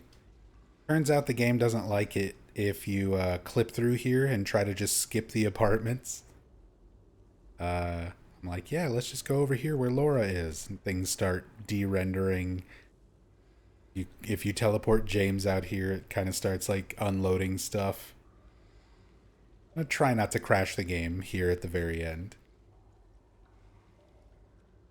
I say at the very end because I'm gonna need to find a save point and wrap up stream here soon.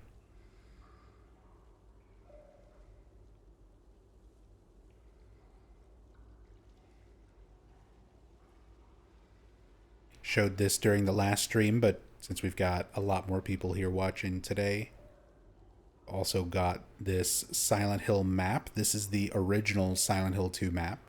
They slightly changed the layout of the town, some of the ways the streets connect, some of the locations for buildings and how they are.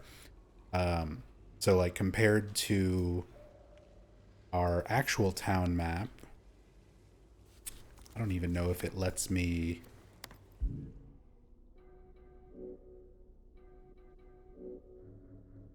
Yeah, here we go. So here's the remake version of the map. This. Inside of James's face. So yeah, remake version of the map. Toluca Lake up there. Nathan Avenue coming up this way. Box Road coming down this way. You can see the position of Blue Creek Apartments and Woodside Apartments has been turned this way, and it's like parallel compared to the OG Silent Hill 2 map. A little bit less of a curve on Nathan Avenue. Box Road coming down here.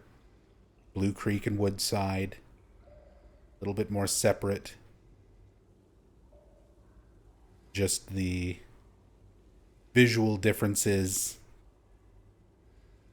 Slight visual differences between the OG map and the remake map, but I like that they included the old map here just as this little thing.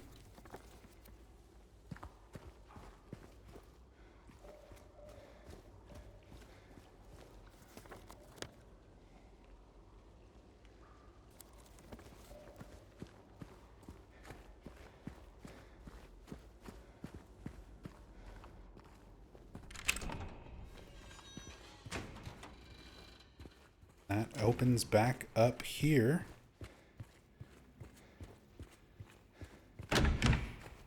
So this is where we're going to call it tonight.